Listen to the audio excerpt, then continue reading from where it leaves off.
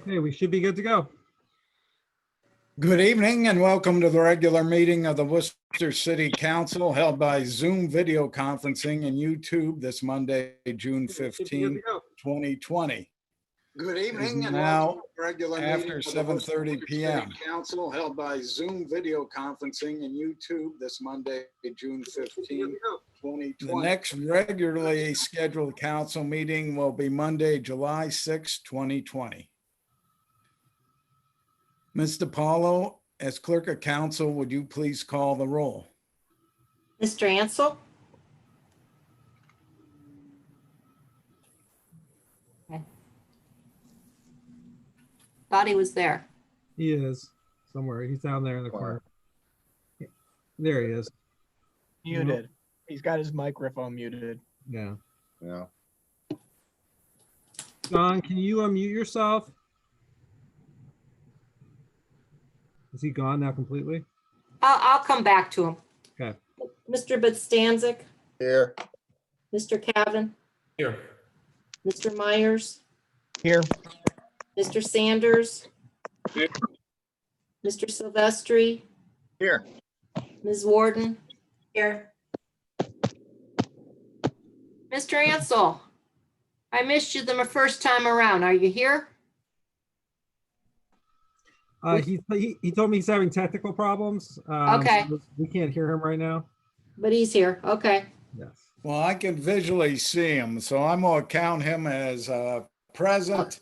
And one of the few times he is silent, that doesn't happen very often. Mark this in your calendar. Anyways, we have a full complement of council members, so we do have a quorum, and the agenda will remain as presented. And at this time, I would ask you to stand and join the members of City Council in reciting the Pledge of Allegiance.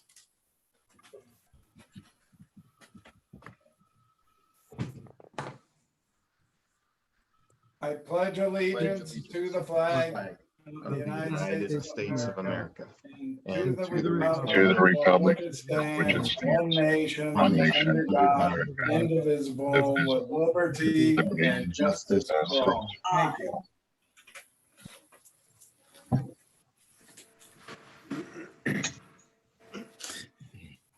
At this point in time on item 2 of the agenda, I will be looking for a motion to approve the minutes of June 1st, 2020. So moved. Scott Myers approved. Motion by Ms. Warden. I think Mr. Myers seconded it. All those in favor, please say aye. Aye. Aye. Those opposed, say nay. The minutes of June 1st, 2020 are approved. Welcome, Mr. Mayor. Hopefully this is one of the last times we meet this way, but anyways, it is good seeing you. Thank you, President Bytendijk and members of City Council and members of the community. Nice to see everyone this evening. Yes, I too hope that we get back to a normal situation here by our next meeting is our hope. So we'll see. Just some things I want to bring you up to speed on. We had a good day today. June 15th, the Freelander pool opened. The opening went well, no issues, and approximately 45 people per 2-hour session were at the pool, other than being a cold day to have a first opening day. Swim team was there and present in the morning. Approximately 100 young swimmers are involved with that. And we are planning on opening Knightsfield Spray Ground on July 1st. And it will be open from July 1st through August the 15th. So that is our plan. The governor allowed that to happen here this last meeting after our last council meeting. Soccer training has started up on the Kinney Field, so we're seeing some normalcy there. Our adult evening classes at the community center are going to open next week. So Zumba, Tai Chi, and yoga will be taking place in the evening again. An update by Nick Cascarelli, the Wayne County Health Commissioner, was sent out today. He said it's a good sign the COVID activity in Wayne County is starting to decrease. Last week, We only had 7 new cases in the county, no deaths and no hospitalizations. So moving the right direction. It's the lowest weekly total that we have seen in some time. So all positive news on that front. A very nice tribute. The Goodyear blimp is going to do a flyover of our community on Thursday of this week, June 18th, between 11:55 a.m. and 12:10 p.m. The whole purpose is to say thank you and salute the frontline COVID-19 responders in our community. So a very, very nice gesture by Goodyear, and we appreciate being included in that. So this is all contingent, of course, on good weather happening, but look to the skies on Thursday. A sad note, unfortunately, the passing of Dave Briggs happened this past Saturday. He's been a very active community member. He founded Briggs Financial, which is located on the square, and it's actually the building where Santa descends every Christmas season for us. So David has been on the city's income tax board of review since 2012. He was past president of Rotary and Main Street Wooster, trustee emeritus on the Wayne County Community Foundation Board, and on the boards of Boy Scouts, the Galt Family Learning Center, and the Art Center. We surely pass along our condolences to his wife Carol and sons Adam and Jeffrey and daughter Kristen, and the many grandchildren that they have. So again, a very good man, and he will be missed in our community. The Horn redevelopment property, Andre has sent out to all council members an accounting of that, and it's really good news. Worcester Growth and Wayne County Community Improvement Corporations, or we call them CICs, went together to acquire this property out of a bankruptcy.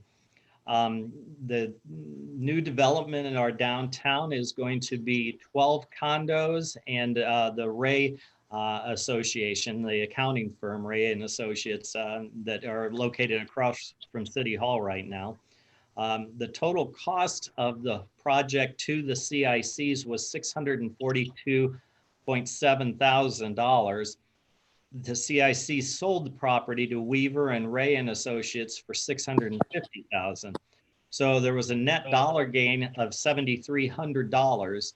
Of that, the city was 60% owner and $4,400 in the black from the thing, and the county was $2,900. So really, we didn't make much money, but it was positive. But the whole reason that the two CICs did it was to cause a redevelopment effort in our downtown. And we've gotten 2 really good entities. Weaver Custom Homes is doing the condos, and Ray and Associate is doing the commercial building there. So really good things. The true gain to our community is the new beautiful downtown redevelopment that's going to happen. I want to say thank you. I know we have a few people from our Charter Review Commission joining us tonight. This group has worked very hard to bring forward a new look to our city charter. It is before City Council tonight, and I'm assuming one more time, and then we'll be placed towards the voters for our next election in November. But this group did a really nice job of chewing on some harder issues in the charter, and have come up with some really good suggestions. So our thanks to them. And lastly, I just want to comment about something that's on your agenda for tonight. It's the first reading of a TIF, a tax incremental financing district. And it's an abatement district that we do not have presently in our city, Ordinance 2020-21. I want to go on record to City Council that I would like you to be cautious with this. It is for greenfield housing that has never been abated before in our city.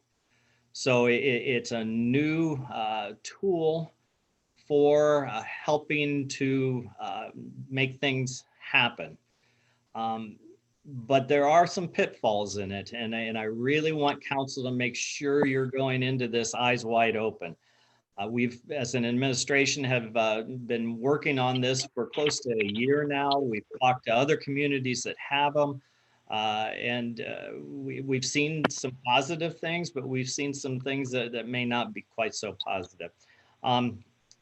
So if council would choose that you want to abate houses in our city, then as far as the administration is concerned, the TIF is the best vehicle to use. The problems that it causes is there are no jobs created with a TIF. There's no reinvestment in buildings. It can be harmful to the city and to the schools if the development doesn't build out. And there are some risks in it. So as I say, I just want council to be aware of it. We on the administrative team are all present tonight and happy to weigh in with comments from what we learned as we move forward with this TIF discussion. The businesses say it will help them by providing more new housing in Worcester. So that's really been the driver behind bringing a TIF forward. So we're here to help in any way we can. And with that, I'll turn it back over to you, President Beitendijk. Thank you, Mr. Mayor. I know we have no petitions this evening, but we do have a number of people that are here that'd like to comment on various pieces of legislation. Mr. Scavelli, you have access to that information, so I will tab you to have the people in whatever order they've registered with you to speak, to select. Well, they really haven't. I'm not aware of everyone who is here. Who is here to speak on the 2020-21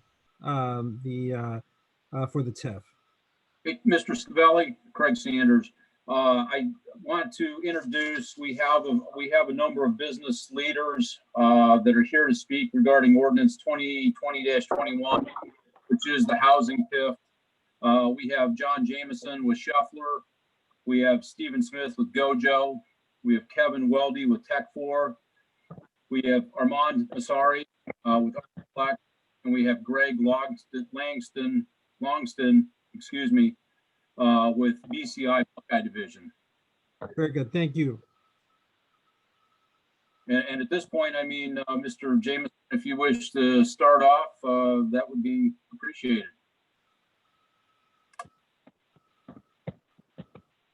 Mr. Jameson, we can't hear you. Sorry, mute button. Got it. Okay. Hi, my name is John Jameson. I guess I'm wearing two hats tonight. One is I'm on the chamber board. I've been on the chamber board, the Chamber of Commerce board, for a little over a year now. As well, I'm here to represent Scheffler. We're the largest employer in Wayne County, as well as in Worcester. And we are, I would say, pre-COVID-19, our biggest issue was finding the right employees and finding enough employees. Obviously, we've had other issues now, but we really foresee ourselves coming through here.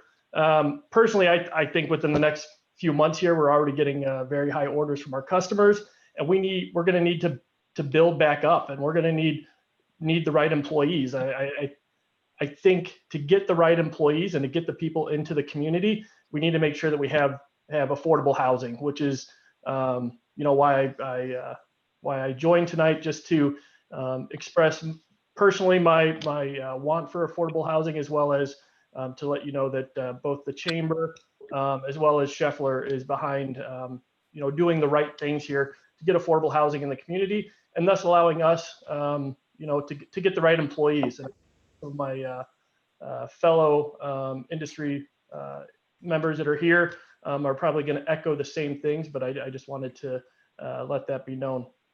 So thank you for the time. Thank you, Mr. Jameson.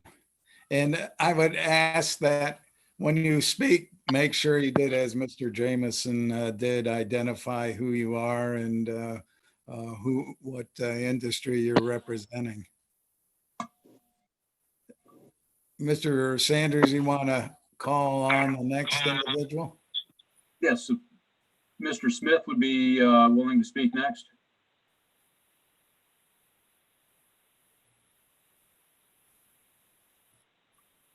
Hi, everyone. Can you hear me okay? Yes. Yes. Thank you.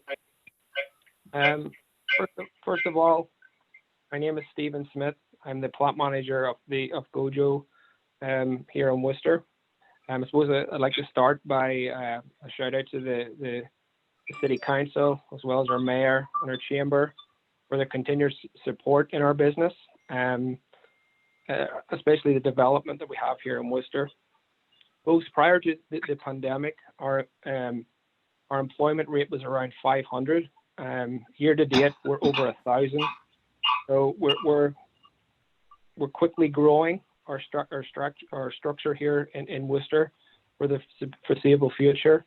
So two of the biggest struggles that we've had from an employment standpoint, of course, being the unemployment rate being so low, and as well as affordable housing. So just to kind of second what John was saying, that I would be a big fan of supporting affordable housing. If this project or any project that would bring affordable housing that would help the growth of our business. It has been extremely hard for us to attract employees to Worcester, especially if we're looking at, I suppose all levels of our business, from our hourly staff, our office staff, the technical staff. If we're trying to attract them from graduates coming from college, come to Worcester to try and find homes, it has been a real challenge for us. So from a business standpoint this year, as you can imagine, it's been exponential, the demand on our product. We are trying to and will continue to try and do whatever we can to get our product out the door, and that's good news for us and for Worcester. Right now, we're executing against our 10-year strategic supply chain plan in the next 12 months. So this time next year, our facility here will be probably one of the largest hand sanitizer plants in the world. And right now we're doing around 900,000 to 1 million pounds of Perel per week. And we will just be continuing. We'll hope to go 5 times that by this time next year. So again, just to echo on what John was saying, I would be a big fan of the affordable housing, as it has been a struggle for us to maintain employees. And I'm looking to other cities around to try and attract people, and hopefully we could grow that demand internally in Worcester in the future. Sorry about that. My video keeps jumping on and off. I don't know if you could see me there. Okay, thank you, Mr. Smith.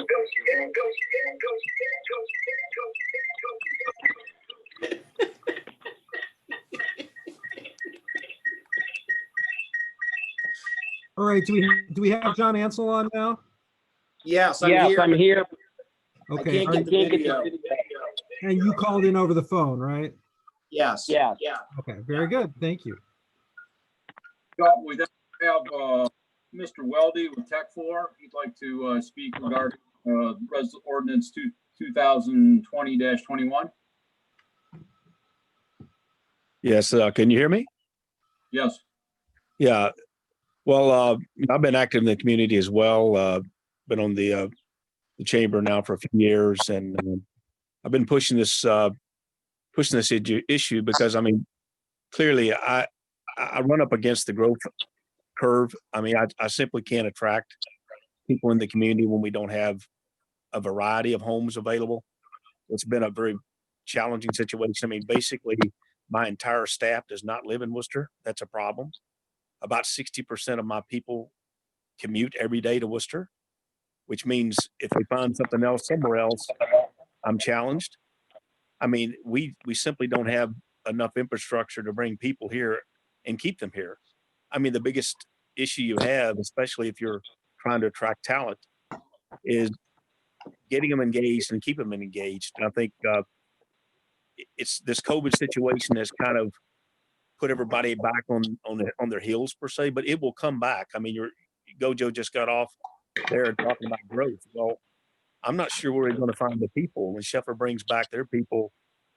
We're blessed to be able to be back at about 85 and 90% right now, and like Sheffer, we see our order book fairly strong. I'm very concerned. I mean, I'm looking at a potential growth in our facility of 40 to 50 million in annualized sales, which almost doubles our facility in the next, let's say, 3 years with the USMCA. And I simply can't do that in Worcester if we can't, attract and retain people. I just tell you. So it's a problem that I hope that we take seriously, and I know we are. And I do appreciate everybody's support of of me personally and Tech4 in the community as well. I want to echo that thought. I've always said this is the best part of the world I've ever personally lived in, and the people that's a part of it are really what makes it that. So I just hope that we can come together in this and try to get some foundation of housing going on so we can continue to grow our business in the community. Very good, thank you. We have Mr. Logsden with the BCI Buckeye Division. Good evening. Can you hear me? Yes. Great. Well, thank you to the community leaders for having us speak to this issue. BCI, as most people know, Buckeye been involved in the community for 60 years. We are a small employer in the big scope of things, with at the moment right at 100 employees. I would estimate that roughly 25 employees live in the Wayne County, Wooster area, and the lack of affordable is the main detriment to people being attracted or they can in this. I would echo all the other businesses' sentiment. This is much needed, and I appreciate your support and listening to what we have to say.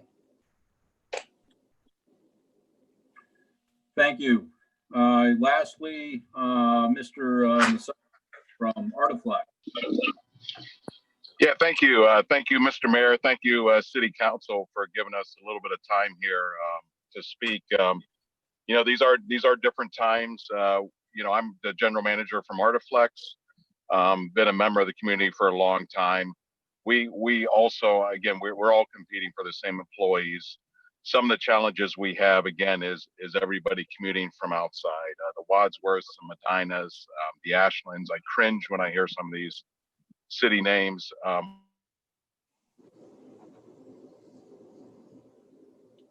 Soft sides of things that you really can't, I guess, picture. But you're going to bring families into town. You're going to bring people that are not going to just eat dinner or eat lunch at lunchtime, but they're going to eat dinner. They're going to be involved with their kids at the parks, at the ball games. It's an addition to the community that is a lot of pluses. I know there's negatives if the community or if the development doesn't build out, but right now we're all being flexible. Our employees, if they've got something with their kids and they're living in Copley, we've got to let at 3:30 they take off and they game. I much rather them be in Worcester and honestly working a couple more hours. And having their family in Worcester and eating in Worcester and spending their money in Worcester. So we're all saying the same thing. It would be an attraction to bring some of these young executives and young up and coming individuals to our city. So again, I thank you for the airtime. And as presenter of this legislation this evening, I just want to say thank you all for taking the time to share your thoughts and concerns regarding this.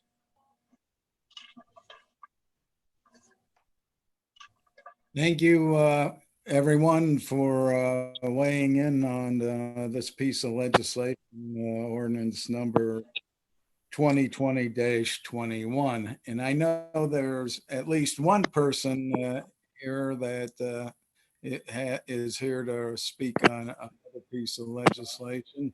And I don't know if there's anyone else that wants to speak on this TIF legislation at the moment. If so, please raise your hand, let us know.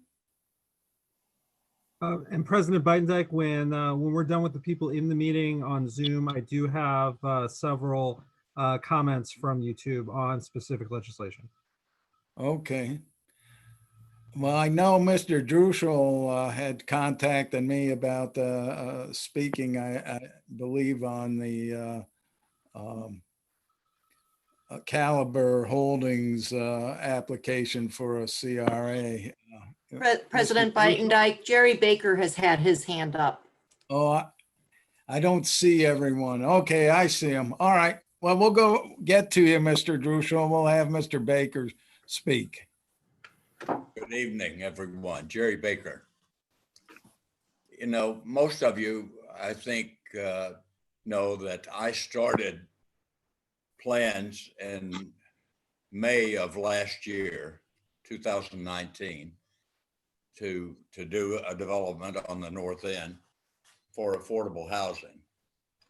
As I heard everyone, all the politicians running for office, they said the most important thing is to get housing in Worcester. I've heard it from industry. And so we proposed back then to go with a CRA. In October, I found out that it wasn't going to go forward, that they didn't want to bring it to council. And we talked through the end of the year and then into the first part of this year about a TIF. The TIF is a way to get there. I wasn't sold on it originally, but I think everybody's a little more comfortable with it.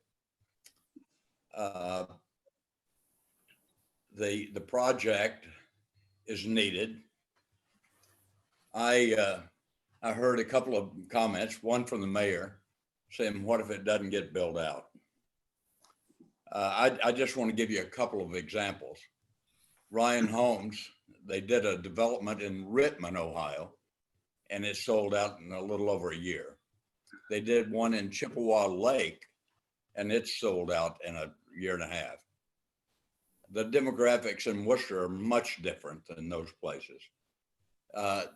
The TIF that we talked about, and it was talked about at Worcester Growth and all, was Springfield, Ohio. Springfield, Ohio went through a TIF with a developer. They completed their first phase. They built a model home and sold 14 homes the first weekend, and it's going like crazy. Affordable housing is needed. So I'm more than willing to get this project going. It's important that we get it going during good weather. I know council is going to be shutting down for a couple of months.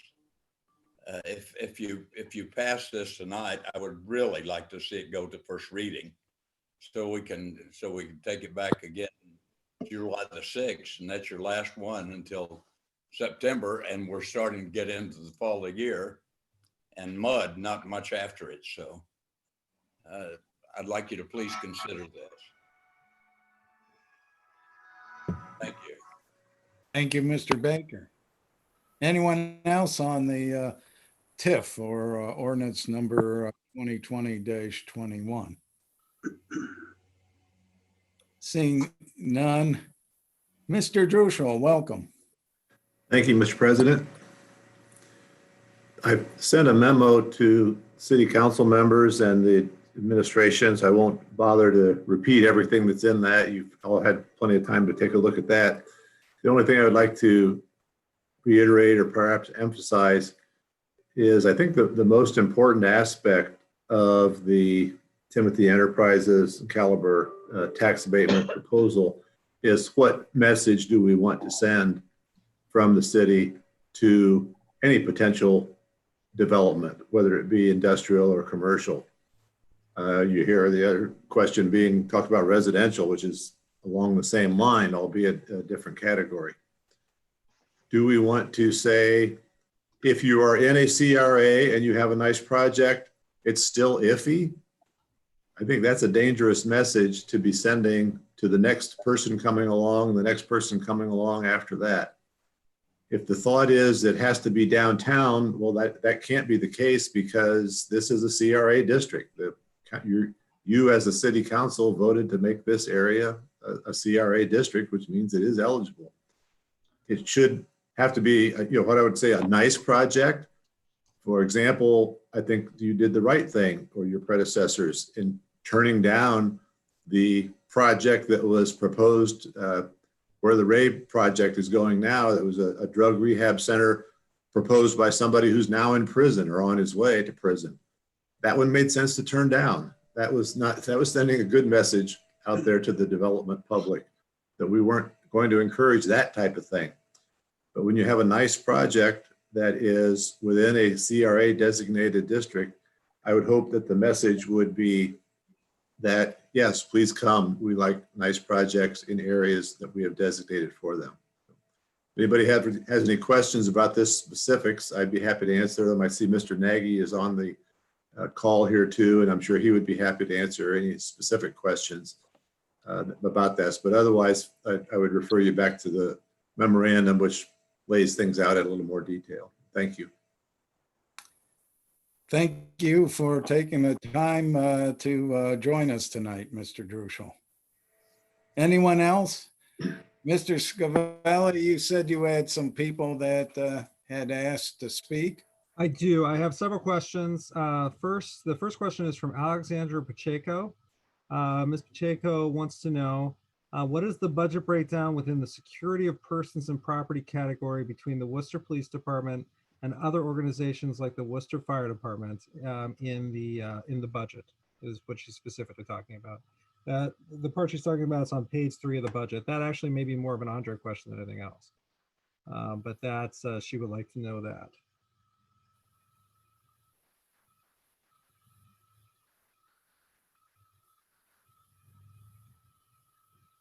Mr. Dordia, where are you, sir?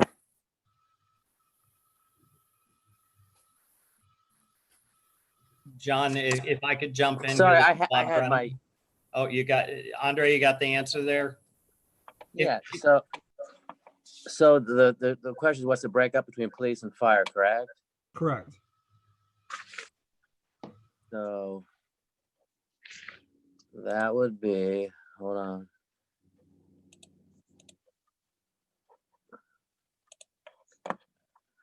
It's almost 50-50.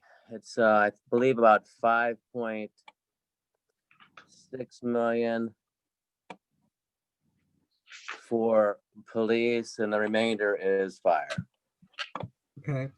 Next up, we have Laura Birch, and Laura asks, which budget category includes mental health, substance abuse, etc., public health? Has there been a discussion of increasing the funds allocated to these services?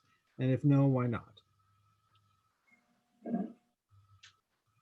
Okay, so if you see under a line called public health services for 2021, it's estimated to be at about 135,300. This is a direct payment that we pay to the county health department for services they render in our community. All right, very good. Next up, also from Ms. Birch, she would like to know what the definition of affordable housing is when we're talking about the houses that are going to be built for the TIF.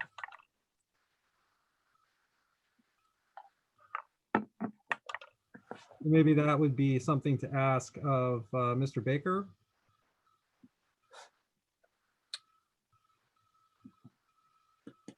If he's still here, or someone else.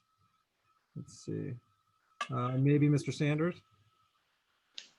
John, this is Joel Montgomery. I just had two quick answers. One, going back to the other social services, we do allocate portions of our CDBG money to those things.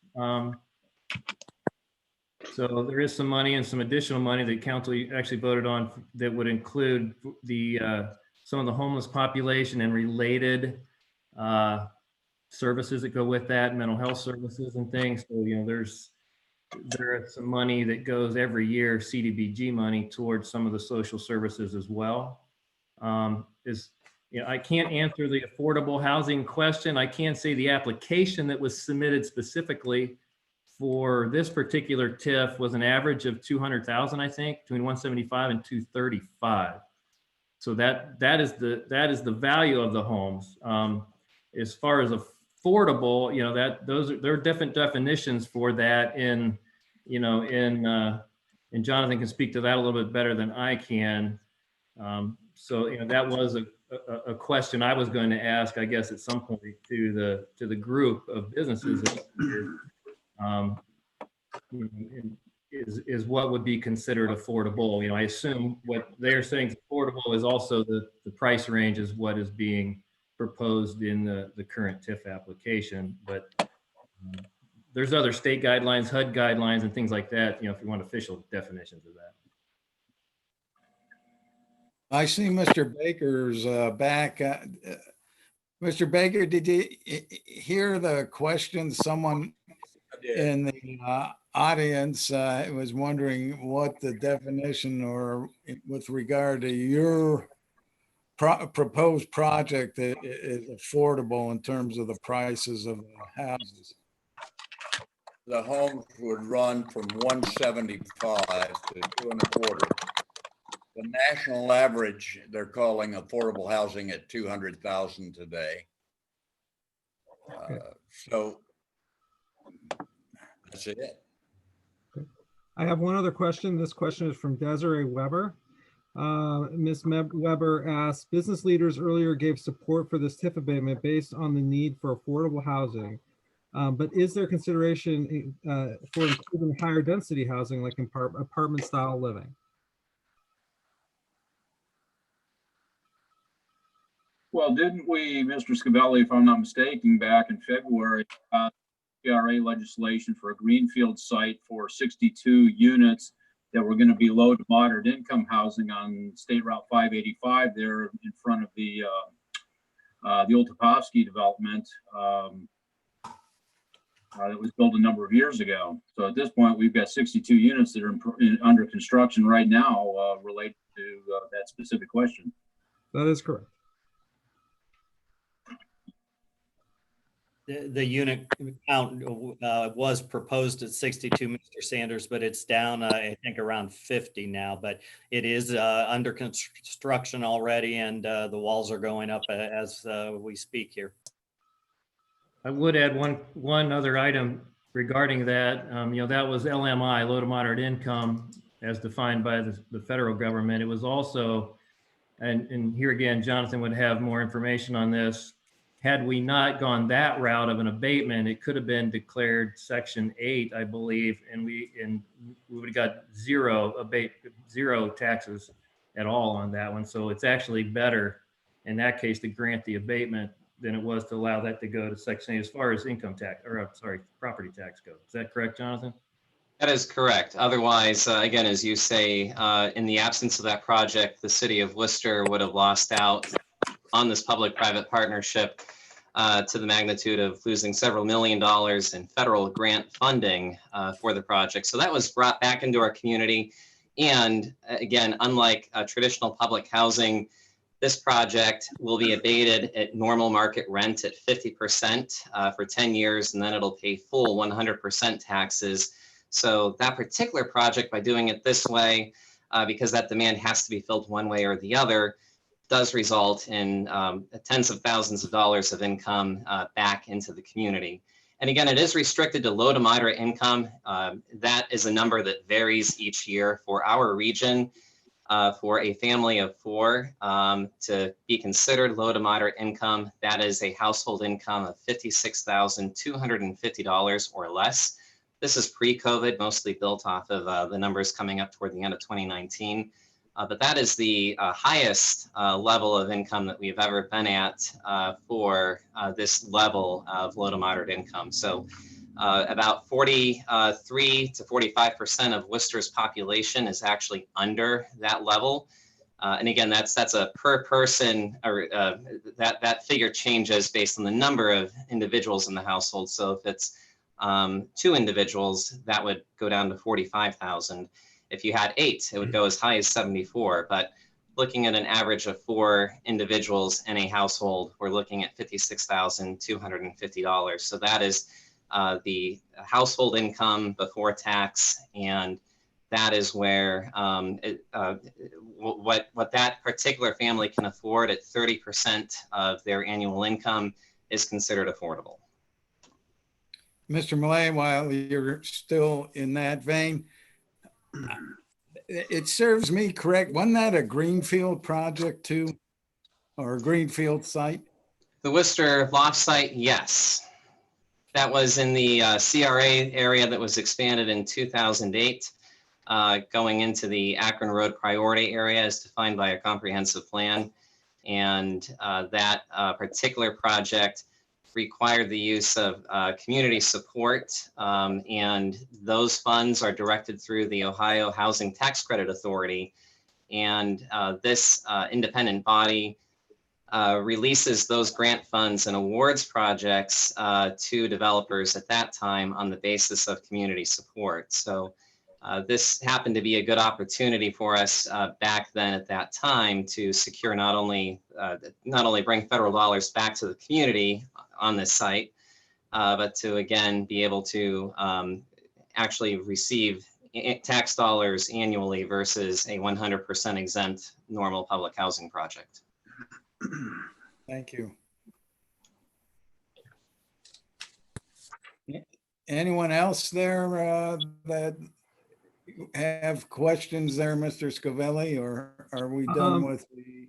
That is everything from the people in our YouTube audience. Okay, that completes item 4 of the agenda regarding petitions and communications from public. I know we have no committee reports, but we do have a public hearing on our 2021 tax budget, and that will be presented by Mr. Ansel, wherever he is. I'm here. Mr. Ansel, I turn it over to you to hold the public hearing on the 2021 tax budget. Thank you, President Beitendijk, and my apology for the delayed connection this evening. I just got a new iPad today and I wasn't doing something quite right. I could hear all you and see all you, but obviously that wasn't the same for you to me, but we worked through it. So thank you for your patience and understanding.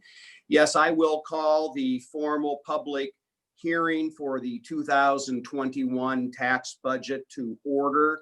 We have the representatives from Finance Committee, as well as the entire council and the administration, but this is a requirement. We had our first reading on 6/1.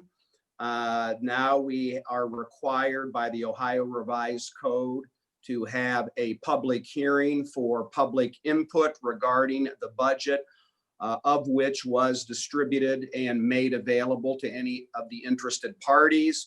So as a technical formality, we will call the public hearing to order and take any feedback or questions from the public. And we'll wait a moment to see if Mr. Scavelli receives any comments or feedback. We covered some of the preliminary items, of course, in earlier public discussion. I have no feedback at this time. Okay. Other members of council and administration, any feedback, please? Andre, would you like to say anything briefly? Well, just briefly, this is again a requirement of the Ohio Revised Code, and basically the County Budget Commission will use this to fix our property tax rates, which are set at 4.2 mils. And again, I think I said in my memo, we will dial down this in much greater detail later on this summer, early fall. And the heavy lifting occurs when we go to appropriations. Correct. Yes. President Beitendijk, I do have a question now, so whenever you're ready, let me know. Yes, please, John. Again, Ms. Weber asks, how have expenditures for COVID-related expenses affected the current city budget? Is the city anticipating incorporating further costs into their planning for the 2021 budget? Well, I'll interject before Andre and the mayor might like to provide some insight. As the projected finish for this year, revenues may be down from a projected basis from budget by about 5%. And next year budget will generally be about a 5% increase. So hopefully we can recoup some of our lost revenues with large employers being shut down and tax receipts being shut down. And that will have an effect in 2020. But 2021 top level numbers, as Andre highlights, this part of the process is a very top level budgetary projection that we provide to the county and to the state. So that being said, that would be the negative impact of COVID on the revenue tax receipts for the city of Worcester. Mr. Mayor and Mr. Dordia, would you like to add anything to that? Well, I can say that, and I think Joel can confirm this as well, that I believe direct expenses we've had, city expenses approximately $50,000. However, we have incurred probably another $50,000 in what you could consider indirect expenses as a result of this, the COVID side. So that would be on our expense side, but you handled well the revenue side. The other revenues thing I would add to that is in 2019, we had about $136,000 in our transient occupancy taxes, which also are referred to as bed taxes.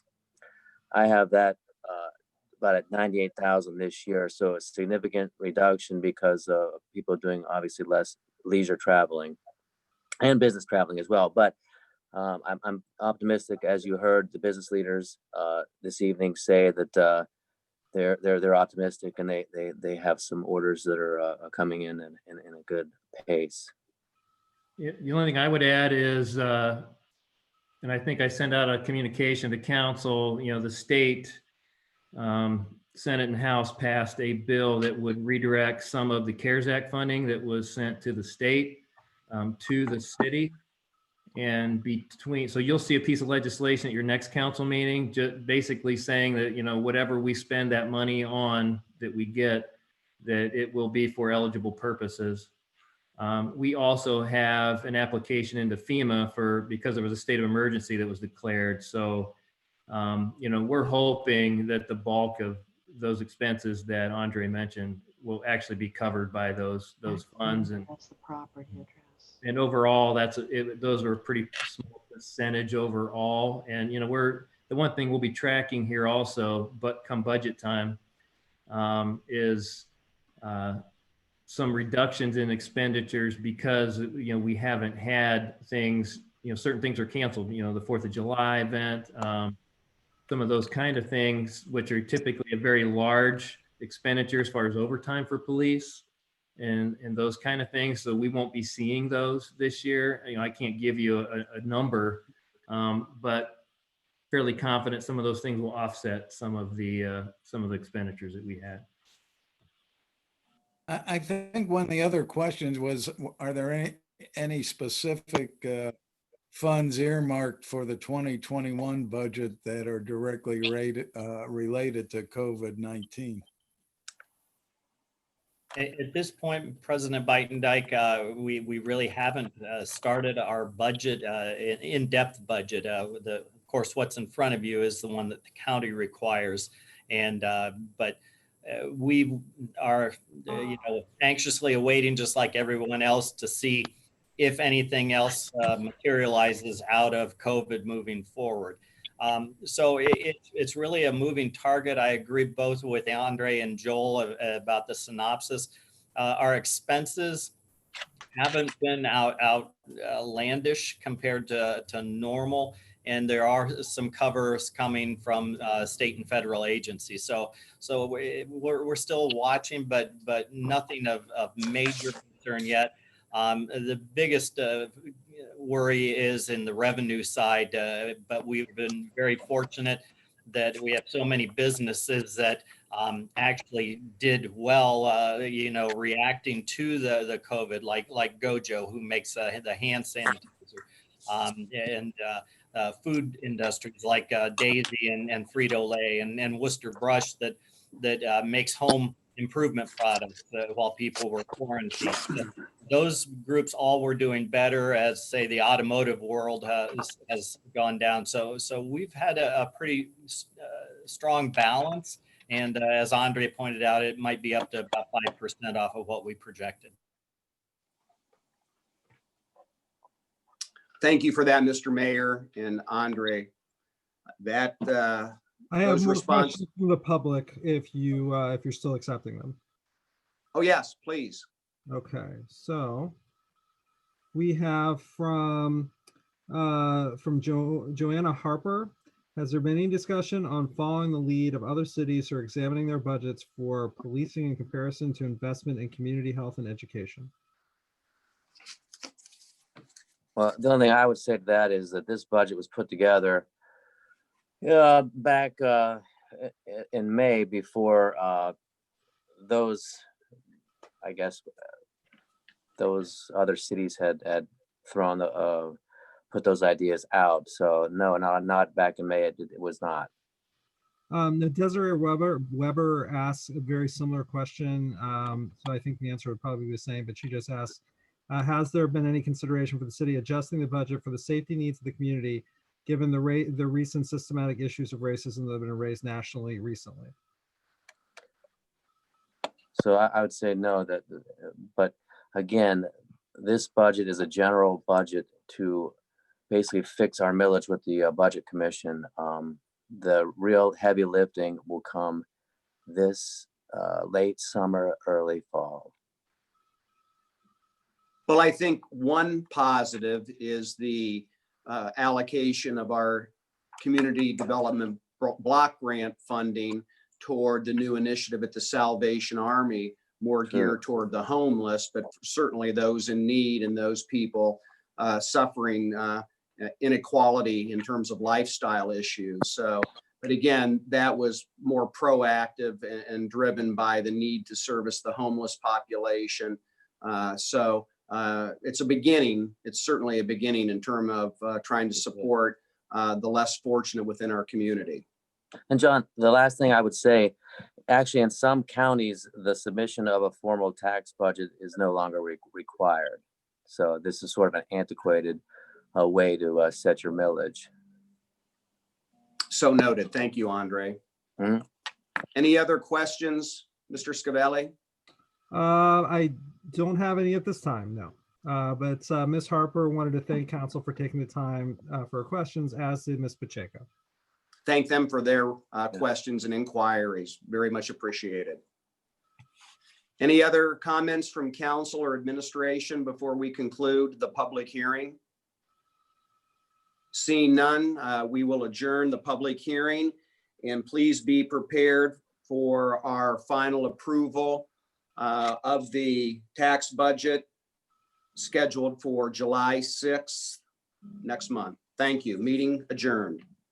Thank you for holding the public hearing on our 2021 tax budget. I appreciate it, Mr. Ansel, and I appreciate everyone who participated and those who had questions from the audience. So that concludes item 5 on the agenda, brings us to item 6, unfinished business. And the first item is the third reading of ordinance number 2020-17. It'll be presented by Mr. Ansel, but Mr. Paula, would you please read the title? Mr. Whitendike, before you proceed, I need to recuse myself of this legislation due to my employer's involvement in it. All right.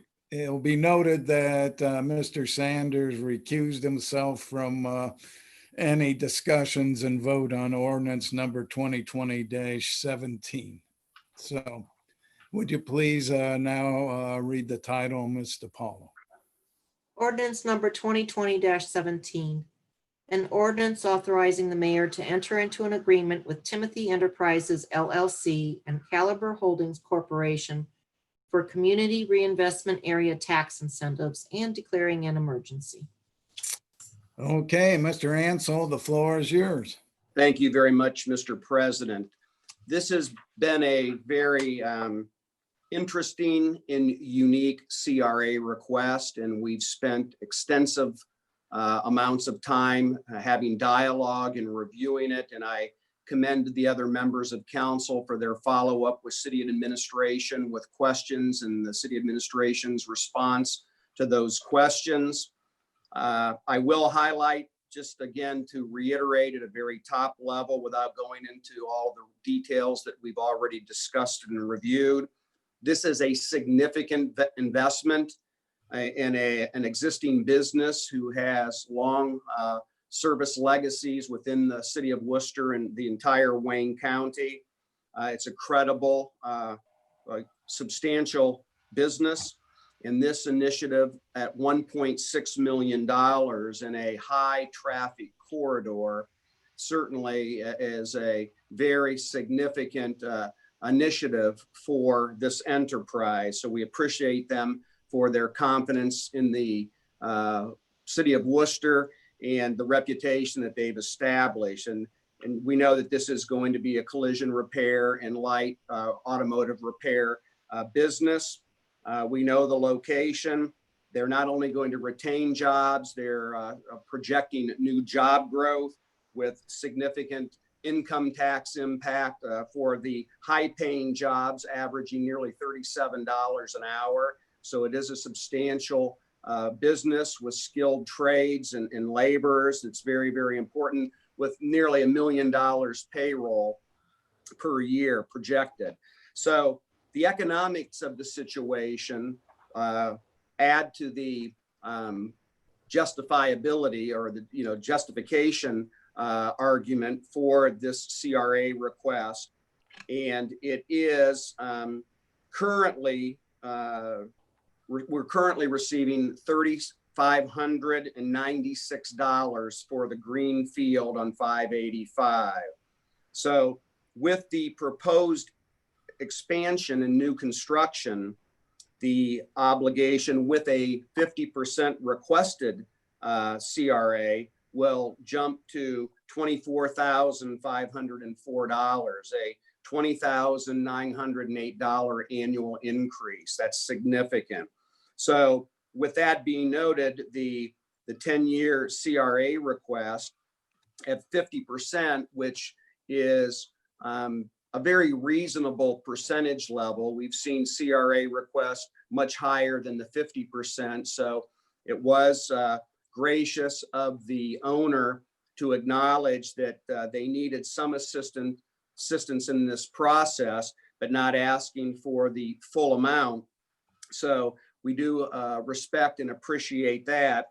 So our cumulative gain over the 10 years with the abatement will be $209,000, and the owner over that same 10-year period will partner for, as a kind of a partnership, will also save that same amount of money. The post annual property tax gain will be nearly $42,000. So that's significant and on an annual basis. And if this is approved this evening, will add considerable tax dollars to our local community, and again, position them well to expand their business. So the uniqueness of this CRA request is it is greenfield, it's new construction, but it's important to note, as Mr. Druschel highlighted, maintaining a favorable environment for these type of industries, service industries, if you will, to expand in our region is vitally important. And it certainly is a significant risk investment on behalf of the owners. It was endorsed by the chamber. It was endorsed by Wooster Growth Corporation, and the school has not had any opposition to this request. So it comes to council for review. That's the mechanics behind the process, and we all have the economics before us. And the economics are pretty compelling in terms of, if we don't do anything, that property was never going, well, wasn't in the short term going to generate additional tax dollars. So with that being noted, I would open the floor to other members of council for their input. Mr. Bostance, please. Yes, thank you. I just want to go over quickly some of my problems with this piece of legislation from 2 meetings ago. Then I do approve of the project. It's a great project, but as I kind of summed up the last time, I really don't believe it's in the spirit of the CRA, because just of a couple of things that you did bring up. It is in a greenfield, and it is not. CRA was originally purposed for downtown Worcester and for some housing south of Liberty, at least when the first CRA came into effect, to rehab older buildings or older homes. We're not doing that here. We're building new construction. And it's not a brownfield site. It's not improving a site that's really not useful right now. And it's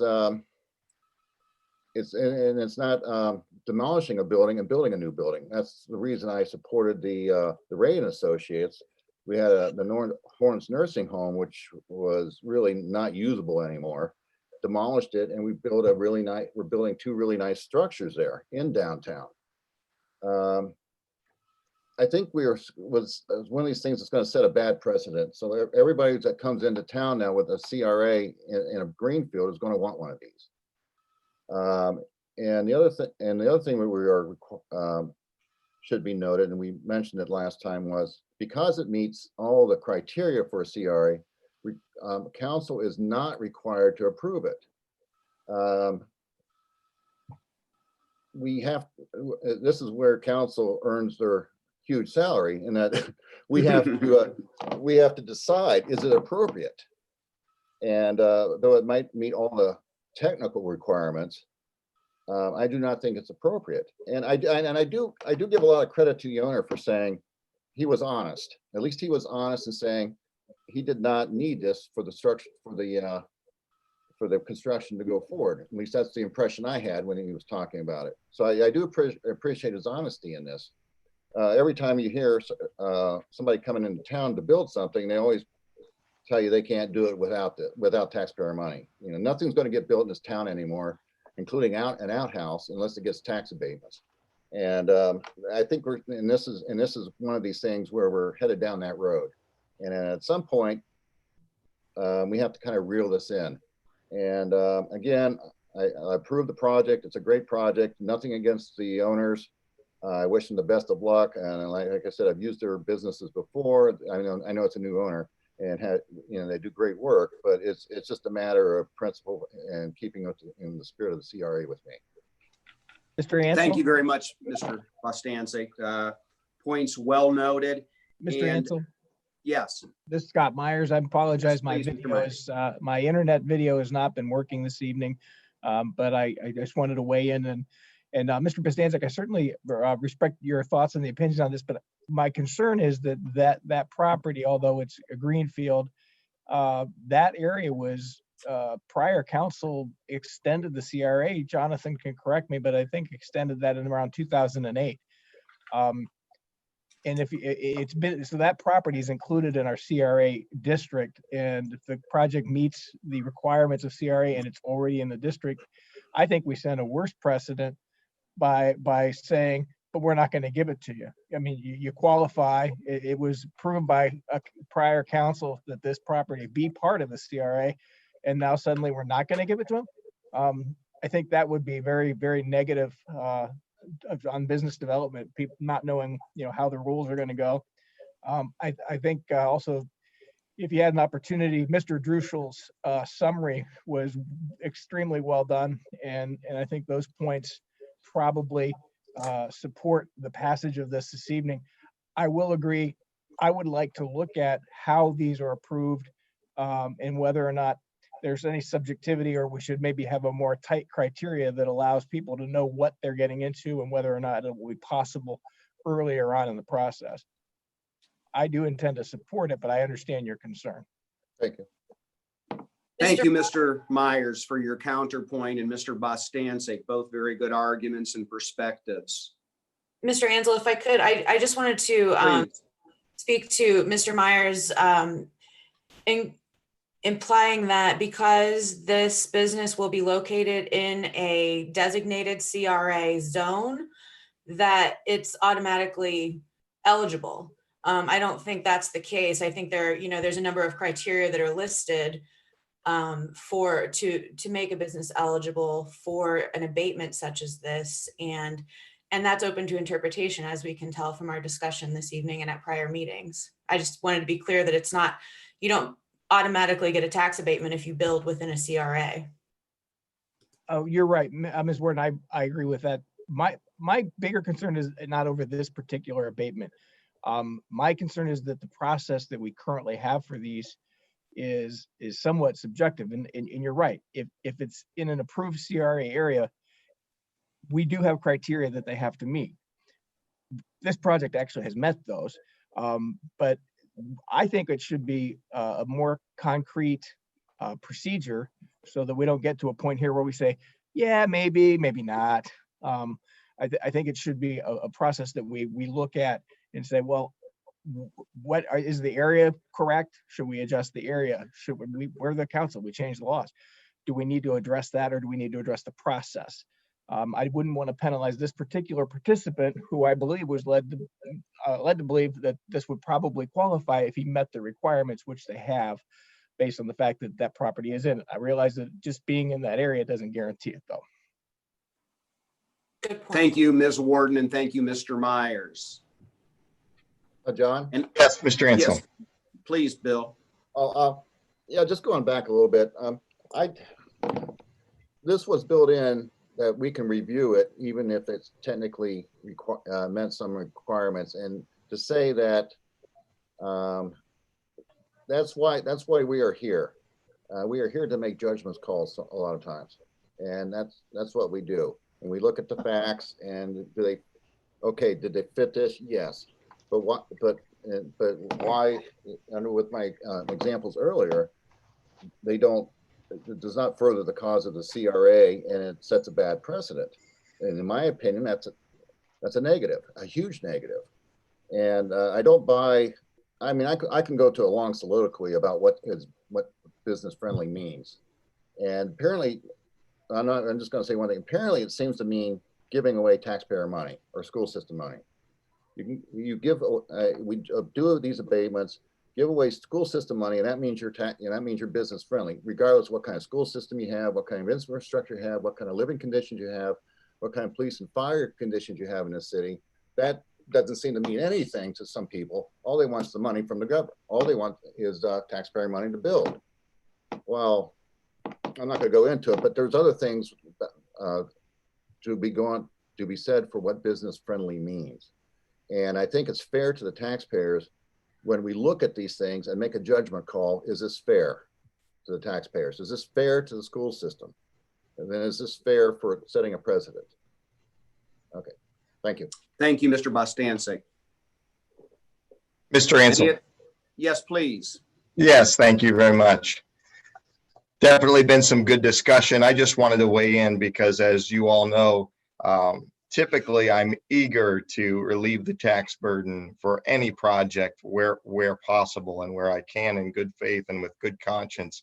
For me, there's two main issues with this tax abatement request. And while I agree that the financials are sound, I appreciate the project, I appreciate the business and the people behind the project. The physical necessity of reinvestment is not there for me. This is not a blighted property that needs rehabilitated.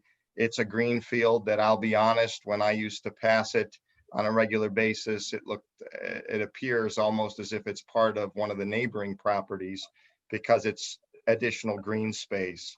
Obviously, I know this was a key location for this applicant, and I can appreciate that. But the fact that there is no blighted structure that needs an incentive and needs to be incentivized in order to be rehabilitated is a problem for me. And the second piece with that, since there is no blighted structure, blighted property, the financial necessity just isn't there. And again, I appreciate the honesty there. But if this project, had more of a need and had more of a qualification for the spirit of the CRA, it would be something I could support. Thank you. Thank you very much, Mr. Silvestri. Any other comments from council? I would just like to highlight that everyone's input is valued and appreciated. You all made very, very good points and arguments, pros and cons. Again, this is a unique situation, but as Mr. Bostancic highlighted, it's our vote to make that final decision. The administration has had input. It's been a long time that I've received as much feedback from the public on any issue as this issue.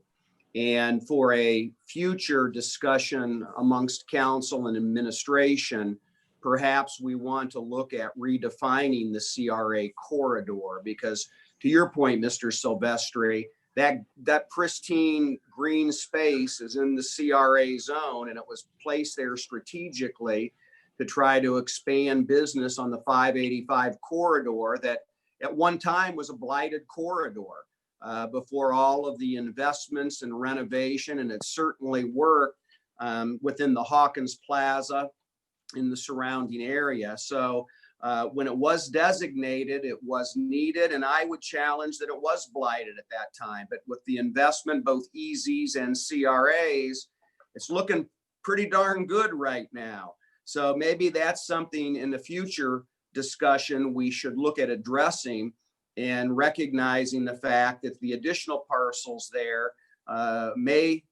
should be removed from the CRA zone to avoid future misunderstandings or misinterpretation from businessmen like Mr. Nagy and his business team.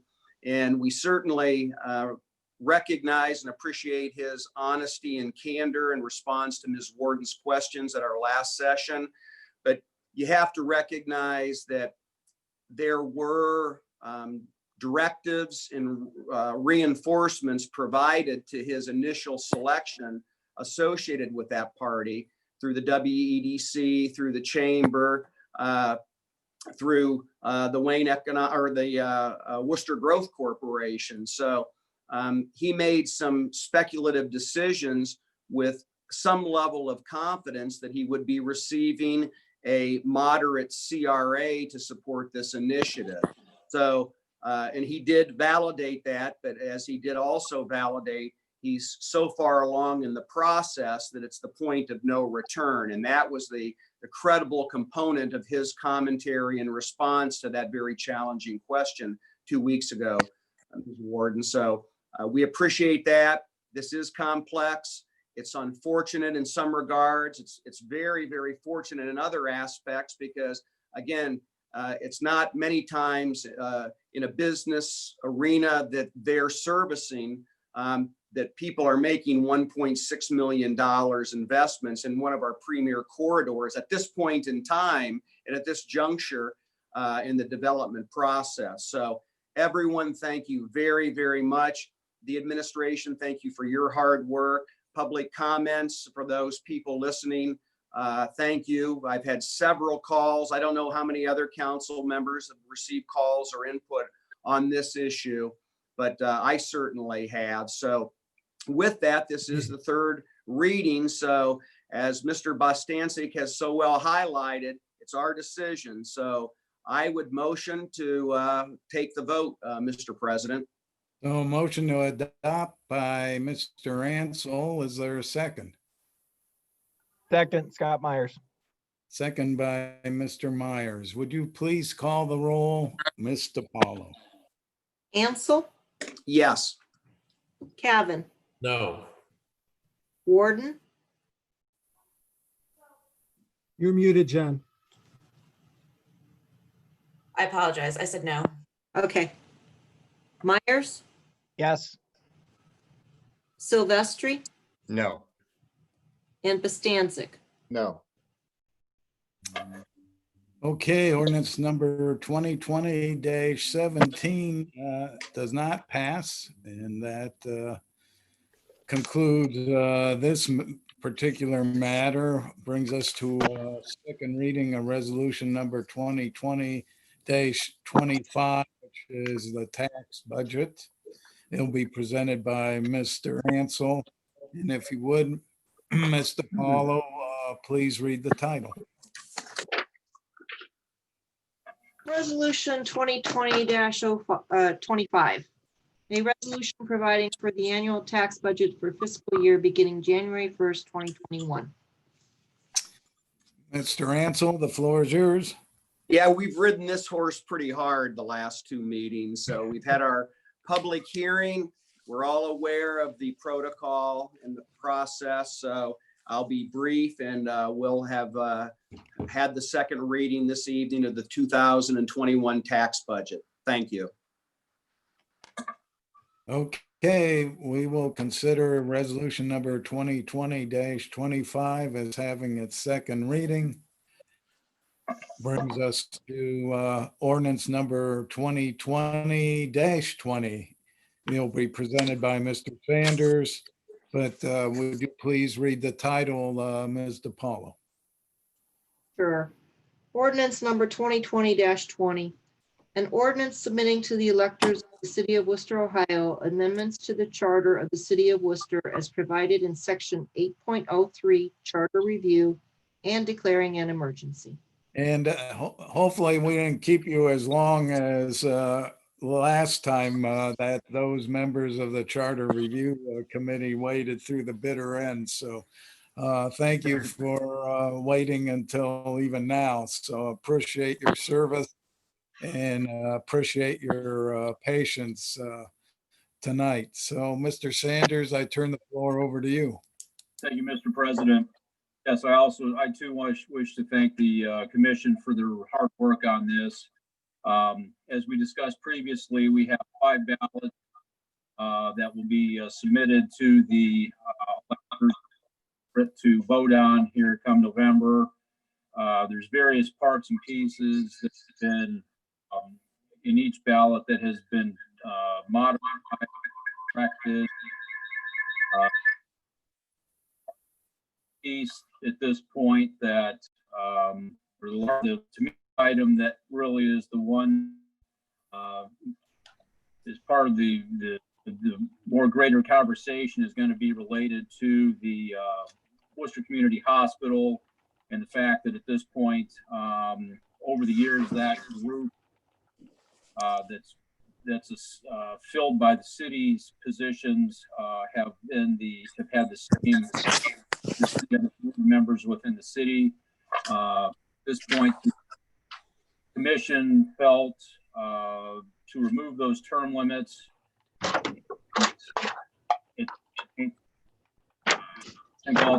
We'll have to leave that decision up to the electors, but I would open the floor for any questions or comments from any of the fellow council members.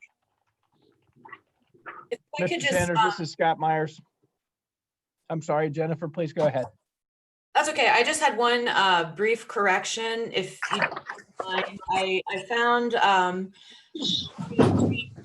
very first revision, the sentence in Article 2, I think it should be worded or reworded to state includes both monetary compensation, such as wages and salary, comma, as well as benefits. The way it's currently written is rather confusing. I'm having a real hard time hearing you, Jen. You're having a hard time hearing me? Yeah, there was a lot of feedback. I got that you were talking about the part where it says wages and benefits, but I didn't hear what you wanted to suggest. Oh, I heard the suggestion what you wanted to be, but I didn't hear the reason. Okay, is that better? That is better so far, yes. Okay. Sorry about that. I had a revision to the very first revision in Article 2. I believe. Oh my goodness. That's not me. I don't know. It's John, it's CCJ admin's iPhone. They just can't come up. They're not Okay, I'm muted. gonna mute them. Okay, Thanks. there we go. okay. So the sentence should be reworded to state includes both monetary compensation, comma, such as wages and salary, comma, as well as benefits. The way it's written, it's very confusing to me. So I'm looking at it right now. So it says the definition of compensation includes both monetary compensation such as wages, salary, and benefits. So I think what the goal there was and is that we're talking about different categories of monetary compensation, and that would be all three of those, right? Because Right, so benefits could be counted as the word both monetary. is confusing.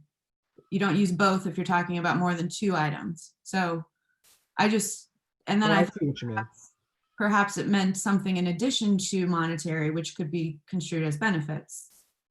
I see what you mean. I think we could probably accomplish that. I agree with you, actually. I see what you mean. Mhm. I think we could probably go ahead and take out the word both. Do you think that would solve it? I would, yeah, that's fine. I just thought that was a little Yeah, blurry. no, I think that makes perfect sense. I agree with you. Thank you. Sorry about my technical problems. Oh, no, it's okay. I wasn't sure what was going on. Like every time you got into what you were trying to talk about, all I could hear was rustling. So I think if we just cross out both, that should do it.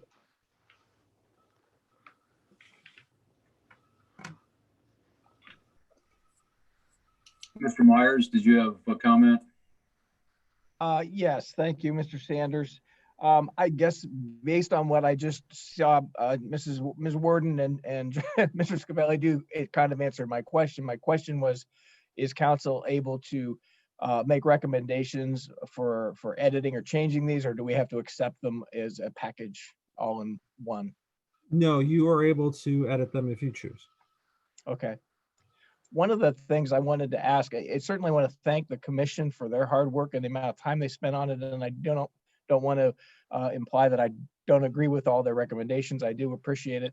One of the things that with regard to term limits and the hospital board, I didn't know if the commission had an opportunity. I know these were supported to remove them by the hospital and the administration. But one of the options I had thought might solve this issue and still allow for term limits to remain in effect, since they are in effect for all of our other boards and commissions, might be to, instead of eliminating for the hospital, simply extending the term. Perhaps 3 5-year terms could be the maximum, because there is a high learning curve because of the complex nature of the hospital operations. Maybe the terms should be 5 years versus 3. And we could extend it to 3 5-year terms as opposed to just eliminating the term limits altogether. What does everyone else think about that? Well, having served on several boards, this is John Ansell. Term limits can be a very positive thing in terms of creating new dynamics within boards. Certainly, as we've received the feedback, the hospital board is a much more technical type of board to serve on, but some type of term limits, people could serve on the boards then 30 years. And I don't know if that is really healthy. You lose new perspectives, new energies, new directions. So recognizing that lesser term limits can be problematic for a technical board like the hospital, certainly the total elimination has some risk associated with it. And I don't know if 3 5 years or 4 years terms might be more appropriate, but nonetheless, term limits can provide positive impact in terms of general management and oversight of large business organizations. John, this is Yeah. Bill. Yes. Oh, I noticed that Louise Keating is on the board here. Maybe she can provide some insight on that. Sure. Louise, Let me figure out how to unmute. you're unmuted. You just Okay, muted good. yourself. Oh, I'm sorry.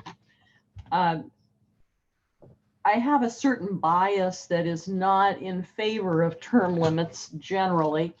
However, I'm cognizant of the desire in a smaller community to involve as many of the public as possible with these opportunities.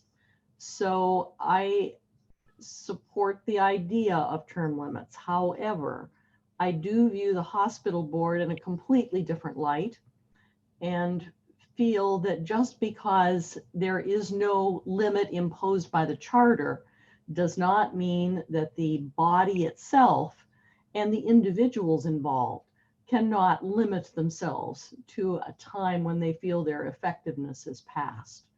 So I am fully supportive of the language that came forth from the committee, with no limits to the hospital board, but keeping them in place for the others. And if I may jump in, and if anyone else from the commission wants to jump in too as to our reasoning behind this, what I wanted to say is that the reason, again, that the hospital and that the administration was requesting this change of the commission specifically is because for a very long time, the city members of this board, from the Board of Governors, have been at a disadvantage from those in the townships, specifically because of those term limits. So someone who is from the townships can stay on without term limits, and the city ones cannot. It is a very specialized board, which requires very specialized knowledge. And not all those people are medical workers as well, usually only one. And because of that, it takes a long time to develop the knowledge necessary to be on that board. So those are really the reasons that the city was requesting it, and the hospital as well. And I think the reason why the commission went ahead and approved it.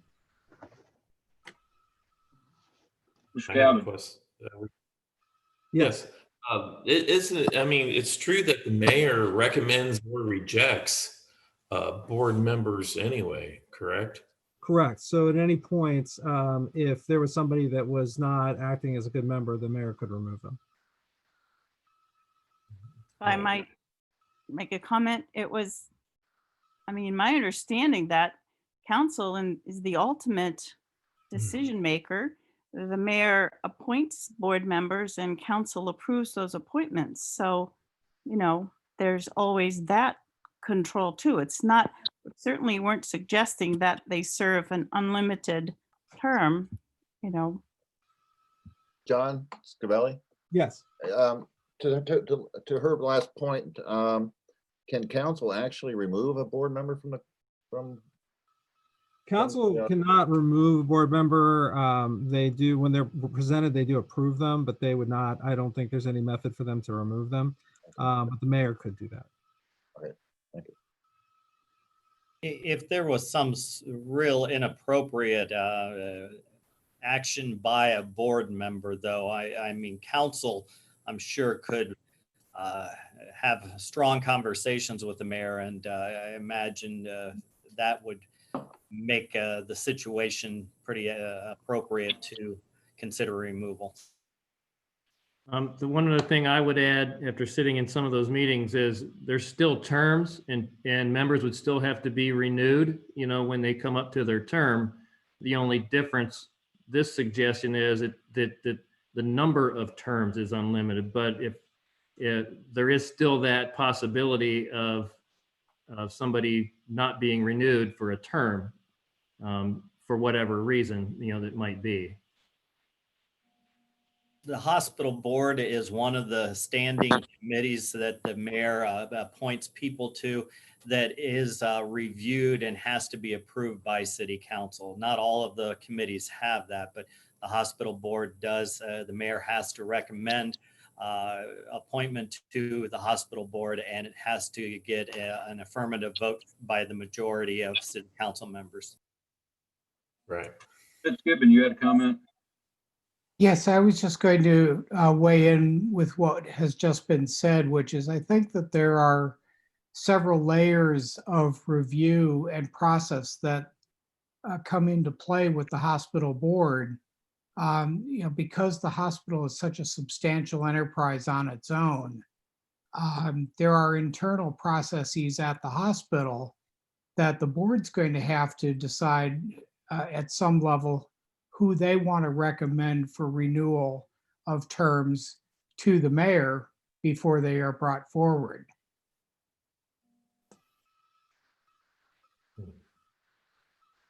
Mr. Cabin, did you have a comment? No, other than the initial question, no, I was just seeking clarification, I mean, from the mayor, because as I had said, it was a recommendation from the mayor and then approval from council. So there, in effect, would be a remedy if one were needed. Excuse me, Councilman Sanders.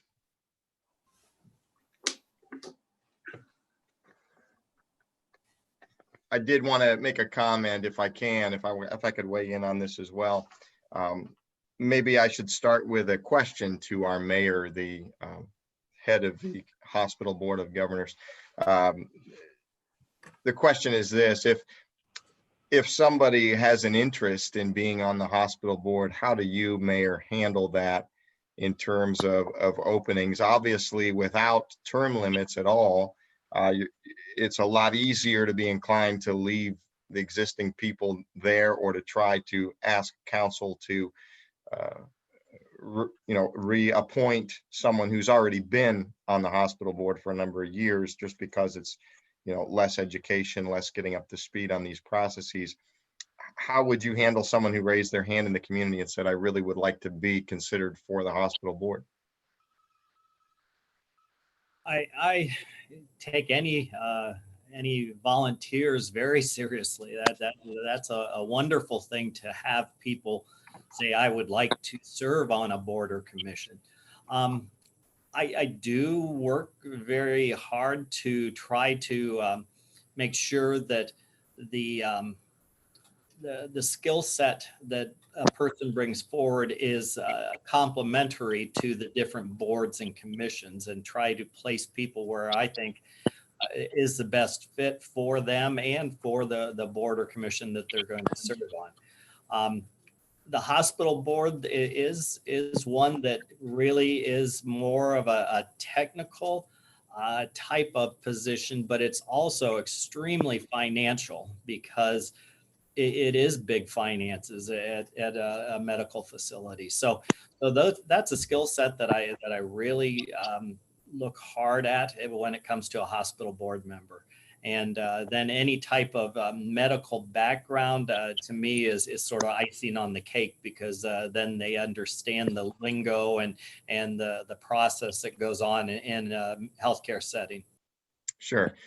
But we could say, based on your response, Mr. Mayor, that really the financial aspect of budget review on the hospital board is paramount and is primary, and probably any medical experience or background is kind of secondary, if you will.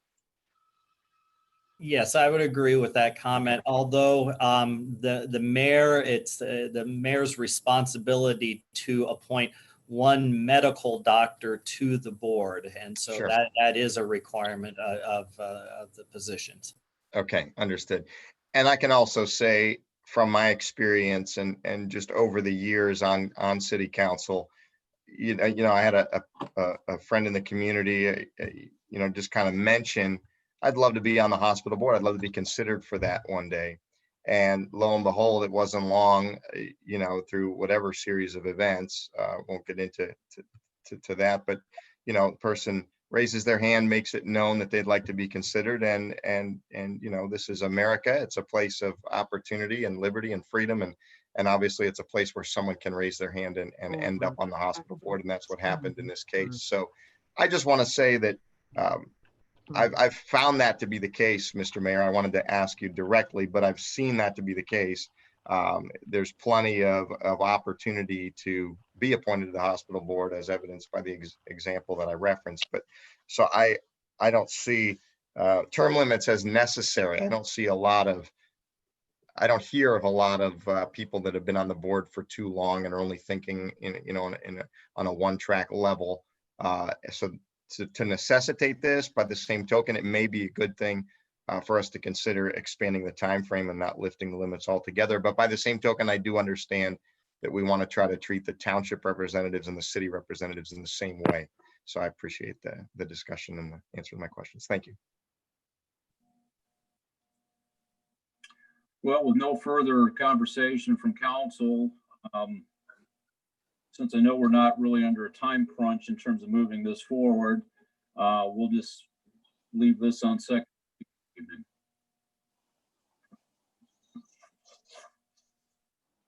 Mr. President Biden, okay, you got it. Thank you, Mr. Sanders. Yes, we will vote on this on the July 6th meeting.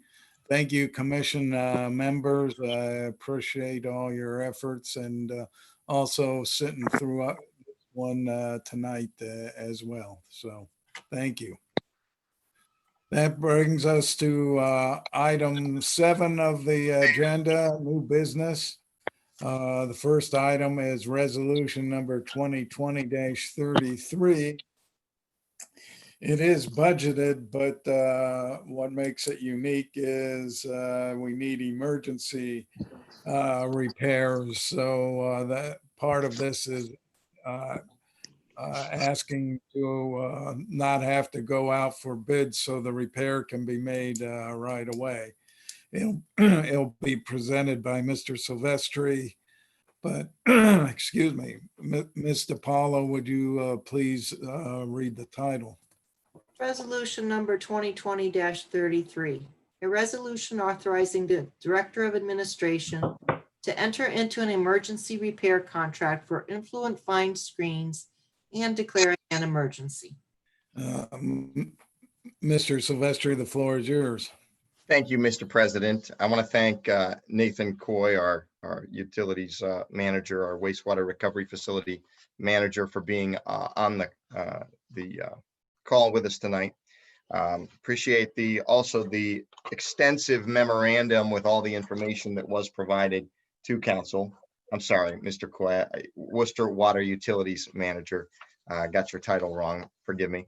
But just wanted to give a little bit of additional detail. There was some an additional quote that came in as of this afternoon, and for repairs as before us, the original manufacturer in Texas, as outlined in the memo, was given a chance to quote for this project, and that came in at $115,000 per unit, and there's 2 of these units. So we're talking, if you read through the very detailed memo with a couple diagrams, a picture, and some paragraphs kind of laying out the story, we're talking 56 perforated stainless steel panels that kind of run on a track.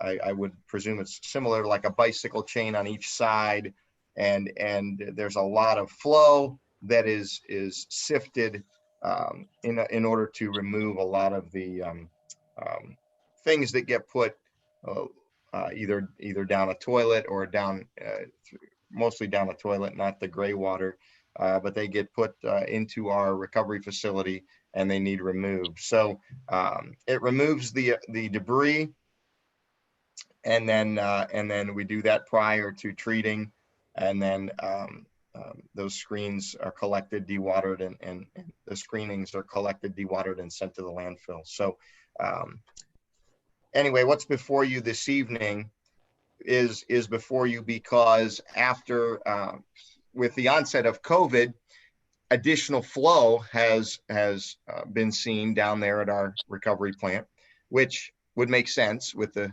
stay-at-home order and some of the things going on. People are spending more time at home. I know we all are, as council people, as administration, as people listening in tonight. We're not at City Hall, we're in our homes, most likely. So regardless, it wouldn't impact us there, but in terms of leaving town or those types of things, we're spending more time here in Worcester. So with the increased flow, we've seen an amazing amount of wear. It came to the attention of our manager that these units were never meant for the kind of flow that they're having to handle today. So because of the wear, that's why this is on an emergency basis. If these were to fail, it would have serious consequences for our process. Obviously, the water keeps flowing. It doesn't stop. You can turn off your fresh water at the sink, but it keeps coming down and needs reclaimed and reprocessed on the other end, on the outflowing end. So that's why it's before us. I'm happy to know that the cost that was outlined through a local Worcester-based provider is a lot less than what that company in Texas, the original company, would have charged us. And I'm looking to, I will be asking to suspend the rules and move this to final reading. So, Mr. President, you can take that as my motion.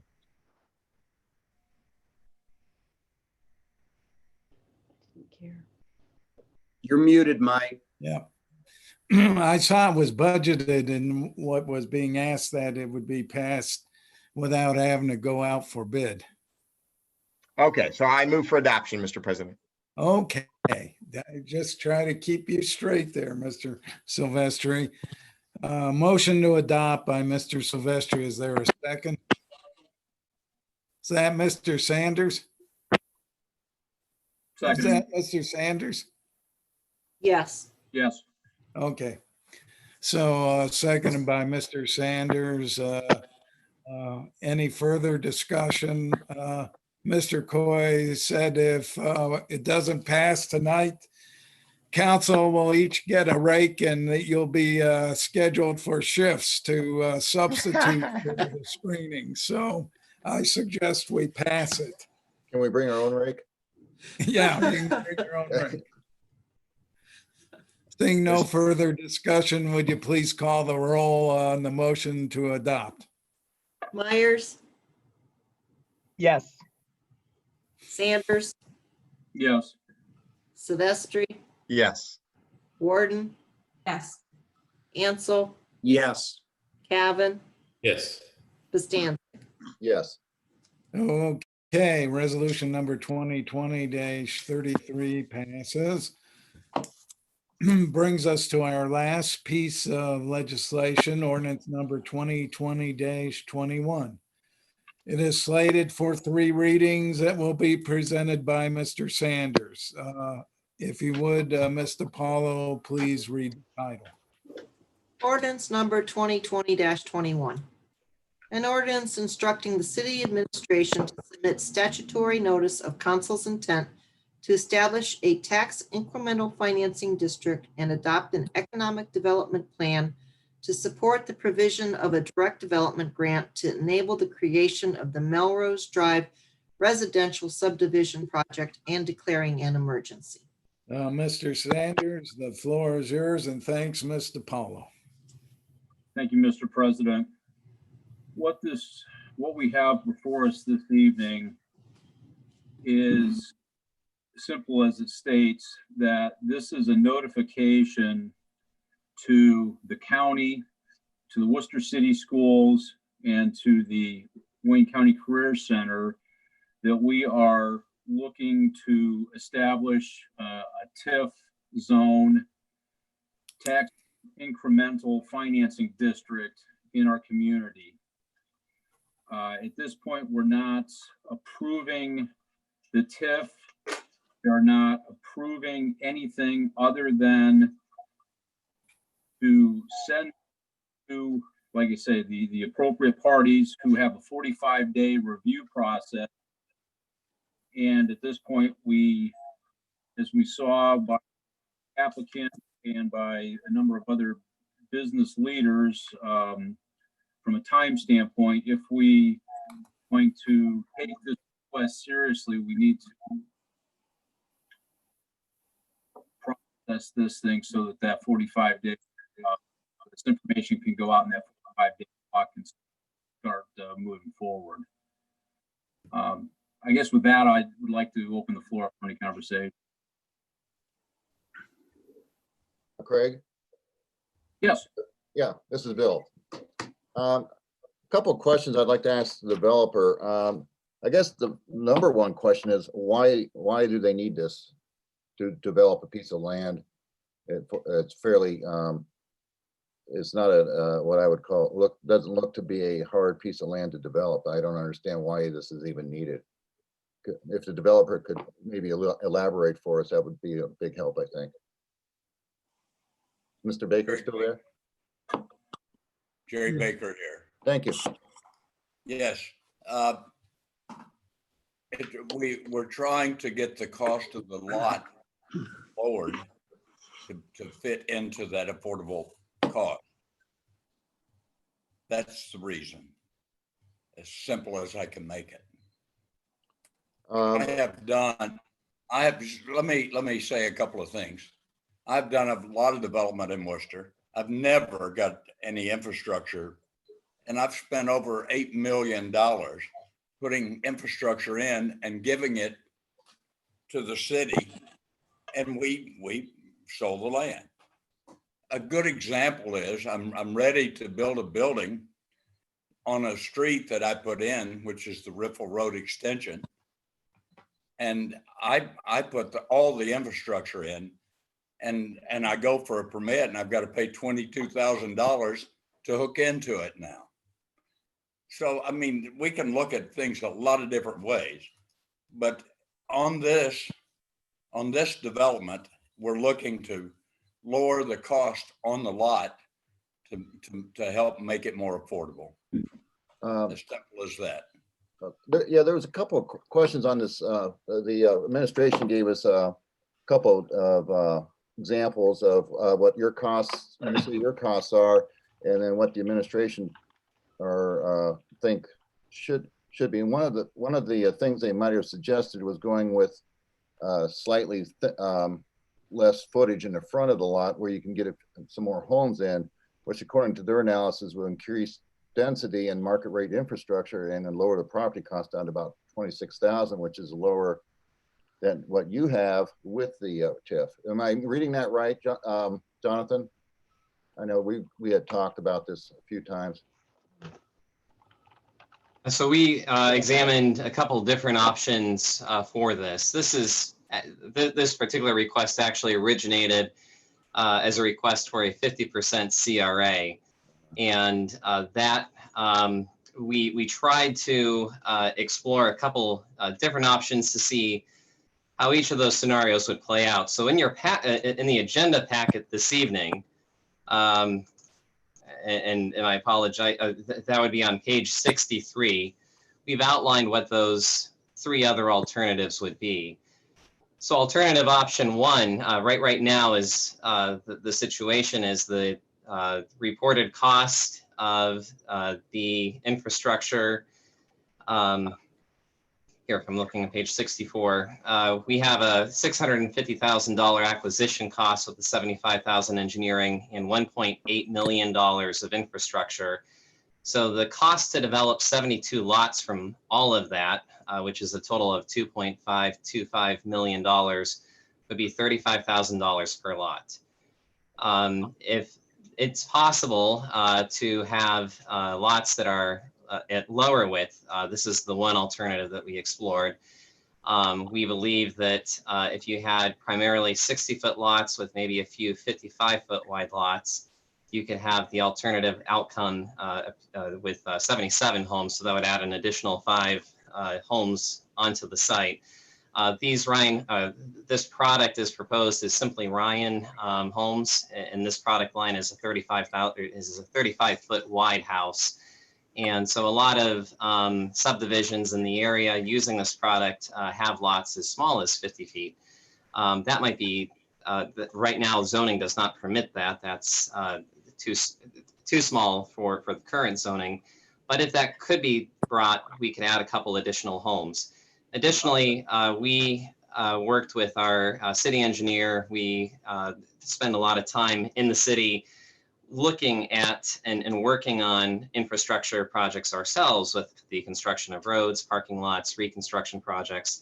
And we felt that going through the data that we have recently, that the infrastructure cost for what's proposed for the public infrastructure piece of it would be $1,332,000. So that could be a substantial savings if the project could be recost. So all of that together could save the project upfront over $600,000 to begin with, which is over half of what's being requested today. So the $26,000 price per lot that you got also include the lower infrastructure estimate along with the additional number of lots. Correct. I guess there's a $500,000 difference between the infrastructure cost between what the city has and the developer has. I wonder if Mr. Baker can, what's the $500,000 come from between what the city is projecting and what you have projected? You're working on John Malaya's numbers. No, this is from the city engineer. City engineer gave Jonathan Malaya a cost of $1,350,000 for just the in-ground and on-ground infrastructure. So where's the other $500,000 come from? What does the other $500,000 pay for? Clearing, there's a home that has to be removed. There's a huge barn that has to be removed, and another building. There's a lot of work there. A lot of the trees have to be removed because you're on 60-foot lots, and you can't. There's no way to work that out on a small lot. We have to balance the lots to where when they dig the home, they don't carry dirt away. There's a number of things. Now that extras so Roger, you're saying Roger did not include those things, or he had looked at the? He just did the infrastructure. Just the that's putting in the water lines, the sewer lines, the storm lines, the curbs and pavement. That part is $1,350,000, and that was my number too. There's approximately $160,000 of earthwork included in Roger's estimate. I'm sorry, Mr. Kolarczyk's estimate. That would generally pertain to the public rights of way that would, in this scenario, be dedicated to the city of Worcester.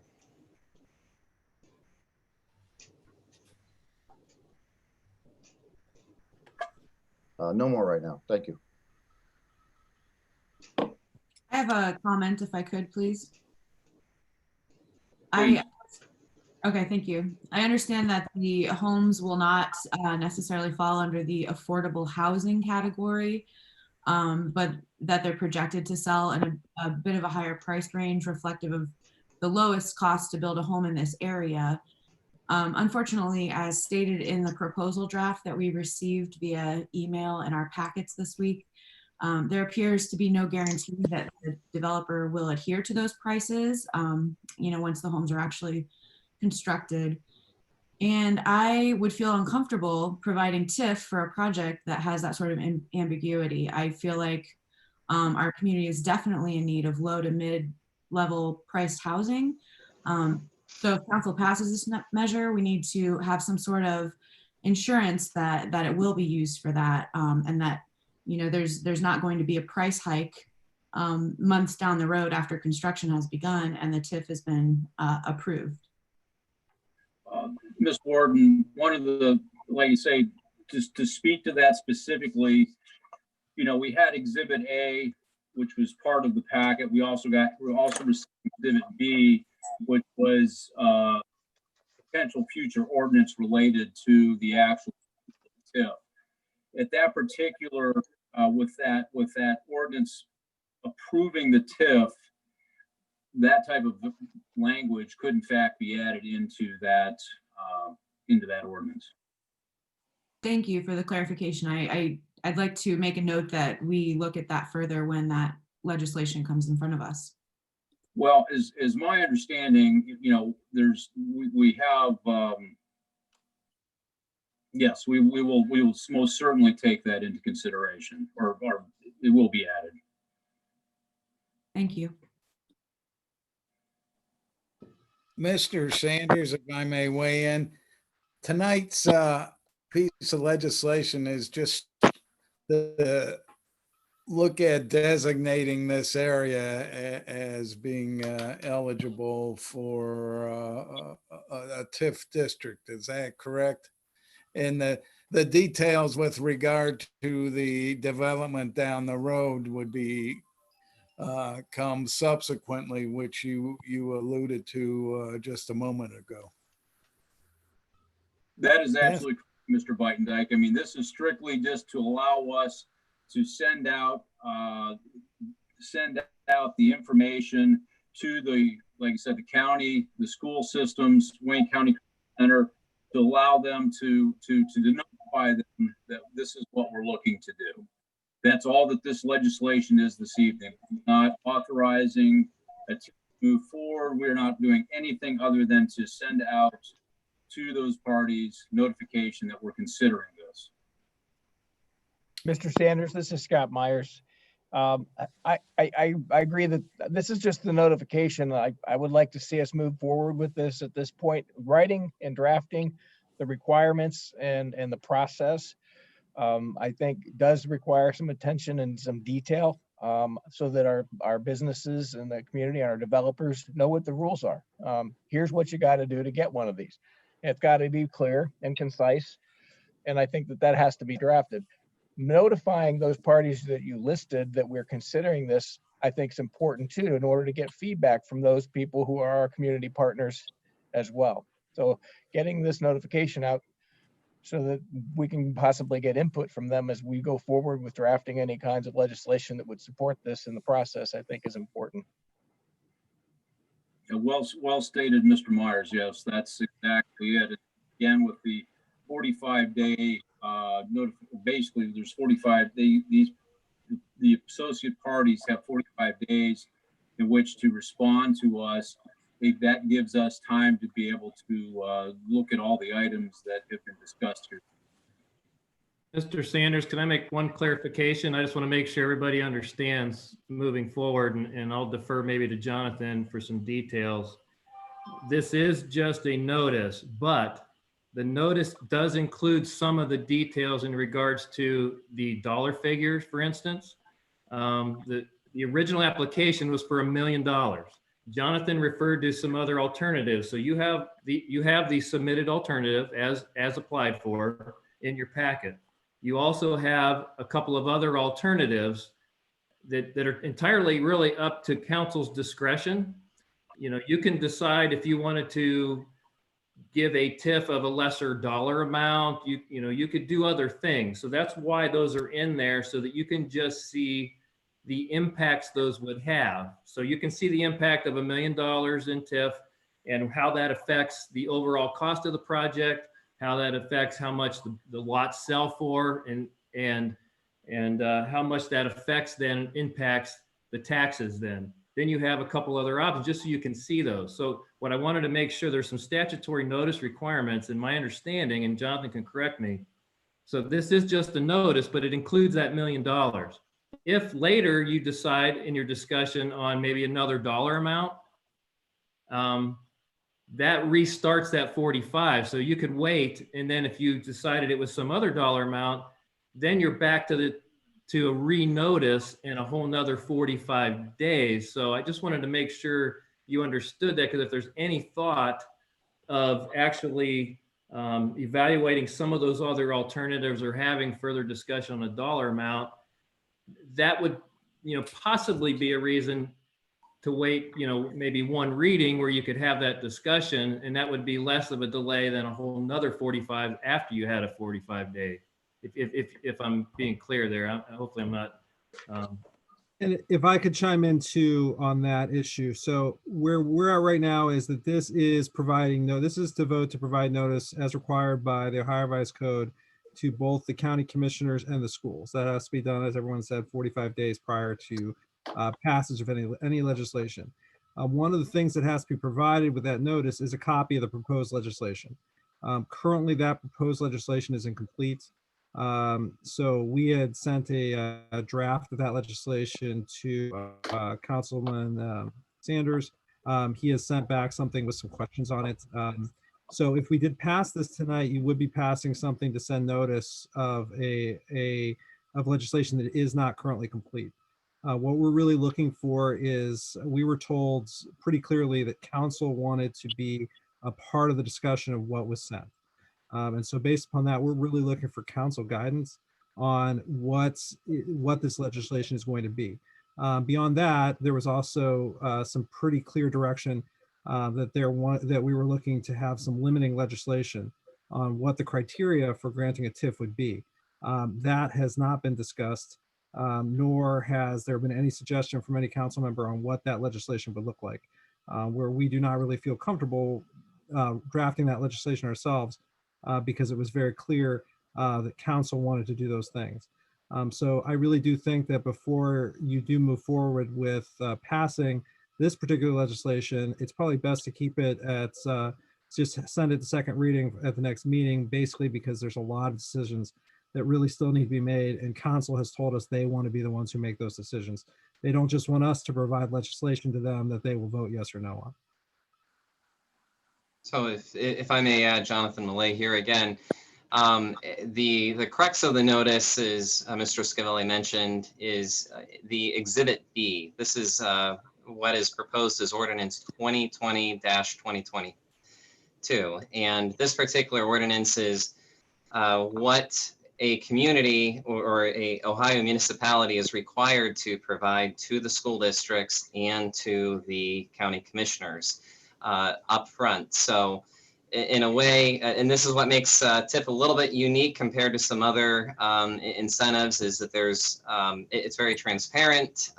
So that's very helpful, and we can make a surgical support for a project, but it does require outlining some of the legwork up front. And specifically here, what we have proposed as written, there would be 72 single family homes. And there's a question on the percentage of the exemption. So TIF normally works in practice for a lot of communities. It is a 100% 30-year exemption on a piece of property. And then there's a special assessment that gets placed on that. So the people who live there, they still pay to the county auditor the same amount that they would have if the property was never exempted.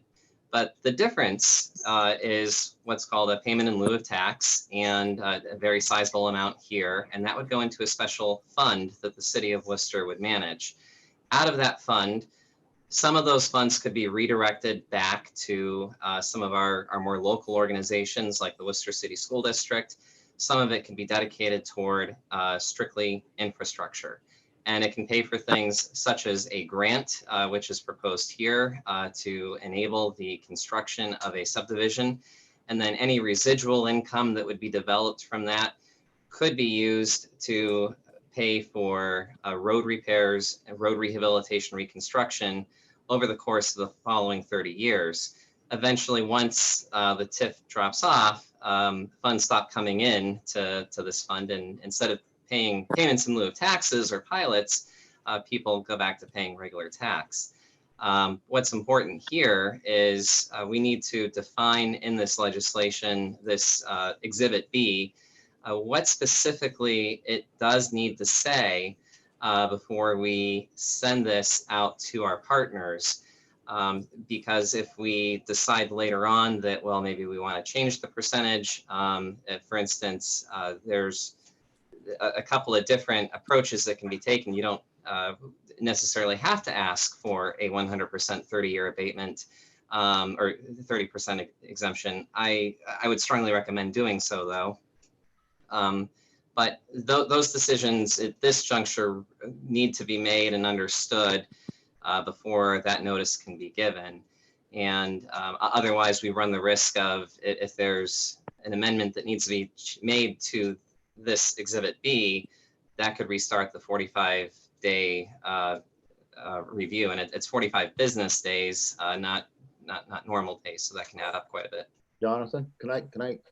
Yes, please. Oh, maybe this is probably more toward council than you, but sounds like, shouldn't we really have a vote or not, whether we even want to do a TIF before we start going into the weeds on the other stuff? Because we're not going to pass a TIF anyway. What's the point? I mean, I think this is a horrible idea on the from everything I've been hearing about it. So I don't even want a TIF on this. I think it's a horrible idea to even start these things for housing. But maybe we should have to vote whether or not we're even going to have a TIF before we start wasting a lot of time in deciding how much the developer's going to get, whether he's going to walk away with $1 million after a year, or if we're not going to do anything and let the someone else do it, or even the city buy it and sell it to some developer at some point under our terms. But if why go through all this if we're not going to support a TIF to begin with? I guess that's more for members of council there than you. But if we're not inclined to support a TIF, we don't have to even vote for this. Correct? Correct. This is meant to have that discussion. And part of the purpose of this also is to make sure that the city administration is not engaging other partners without council's consent. Is this would be a very large financial commitment from our partners at the Wayne County Commissioner's Office, as well as the Worcester City School District, Right. and other county agencies. But why go through all this if in the end, we're not going to support any TIF? May I jump in here quickly, Yeah. Bill? This is Bob Brenneman. Yes. Your question is valid, but I think you're maybe using the wrong moniker for it. If the real question is, does council believe that we in the city of Worcester need to incentivize building houses? In the past, as I said, we do it for things that create jobs, that build our economy. This has no jobs connected to it. Mm-hmm. The other is to redo our infrastructure in areas that need some revitalization. And in that, we build the city center like we have. Mm-hmm. So in this, really, you're just saying, should we incentivize building houses that have never been incentivized in this community before? If the answer to that question is yes, then I strongly recommend going with the TIF, because it will have the least negative impact on the city from what all of our study has shown. Well, let me ask a question. I mean, I was at the WEDC meeting in February, and I was told, and I heard in February, that the city was supporting TIFs and you guys had a program in place. It's now June, and we're now still having this conversation. And now you're saying that because we had asked back in February to be involved in the discussion, and we're now in June, it's now being thrown back in our laps as we're the ones that need to be involved in this. I think it's a little disingenuous with the whole round of statements that we've heard this evening. Now, Mr. Bostanzic's point, I mean, okay, if we want to have a conversation about whether or not we should or shouldn't do that, I mean, candidly, I would have liked to have moved this along this evening, but if we hold it to first reading this evening, we have that conversation in the next weeks, we come back July 6th, and then we can have this vote, fair enough. Then, I guess candidly, if that seems to be an equitable option, I would throw that out there as I would like to see that happen. Mr. Sanders, if I can address that issue, I do want to say I can understand your frustration. I do want to say, though, that I believe that we were sort of working along a sort of a process here, and I think that even speaking with the developer, he had kind of known and agreed with what our current timeline was, at least from the information I received from Mr. Millay. And because of that, we were all set to go. In the meantime, some things have, council has definitely told us that they want to be more involved. They have told us that they want to actually have limiting criteria. We want to be more involved, and yet nothing happened between February and now. So no, I understand, but it's difficult when we're told the problem is ours, when in fact, at this point, we were told in February at the WEDC meeting that this thing was ready to go. I do understand. I incorrect in that statement? Because that's what I heard. I understand, like I said, I understand your frustration. What I guess I'm trying to say is that recently we were told that we wanted to pass legislation that had limiting criteria. It's difficult for us to move forward with. Passed prior to that at this point you had opportunity to do. I understand, but the limiting criteria idea was just brought up to us recently. I understand that, but you still had since February to do something with this, and you've done nothing.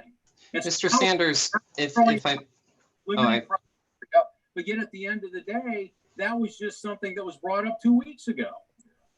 So Mr. Sanders, if I may, in February, we were still looking at options for CRA. So we received a letter at the end of January with regards from the developers requesting a 50% 10-year CRA. And so in February, at the end of February, Wooster Growth had met to evaluate for a second time CRA that would cover this area, but also look at it from a citywide perspective.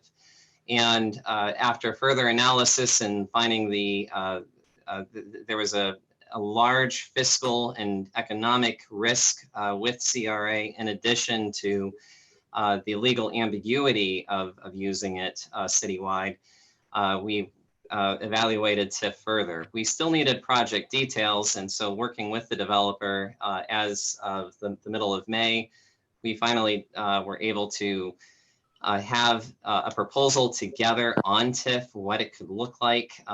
That started in the middle of March, and it was refined going into May. And finally, May 18th, we had our final signed document, which you see in the application. You see as the application with this.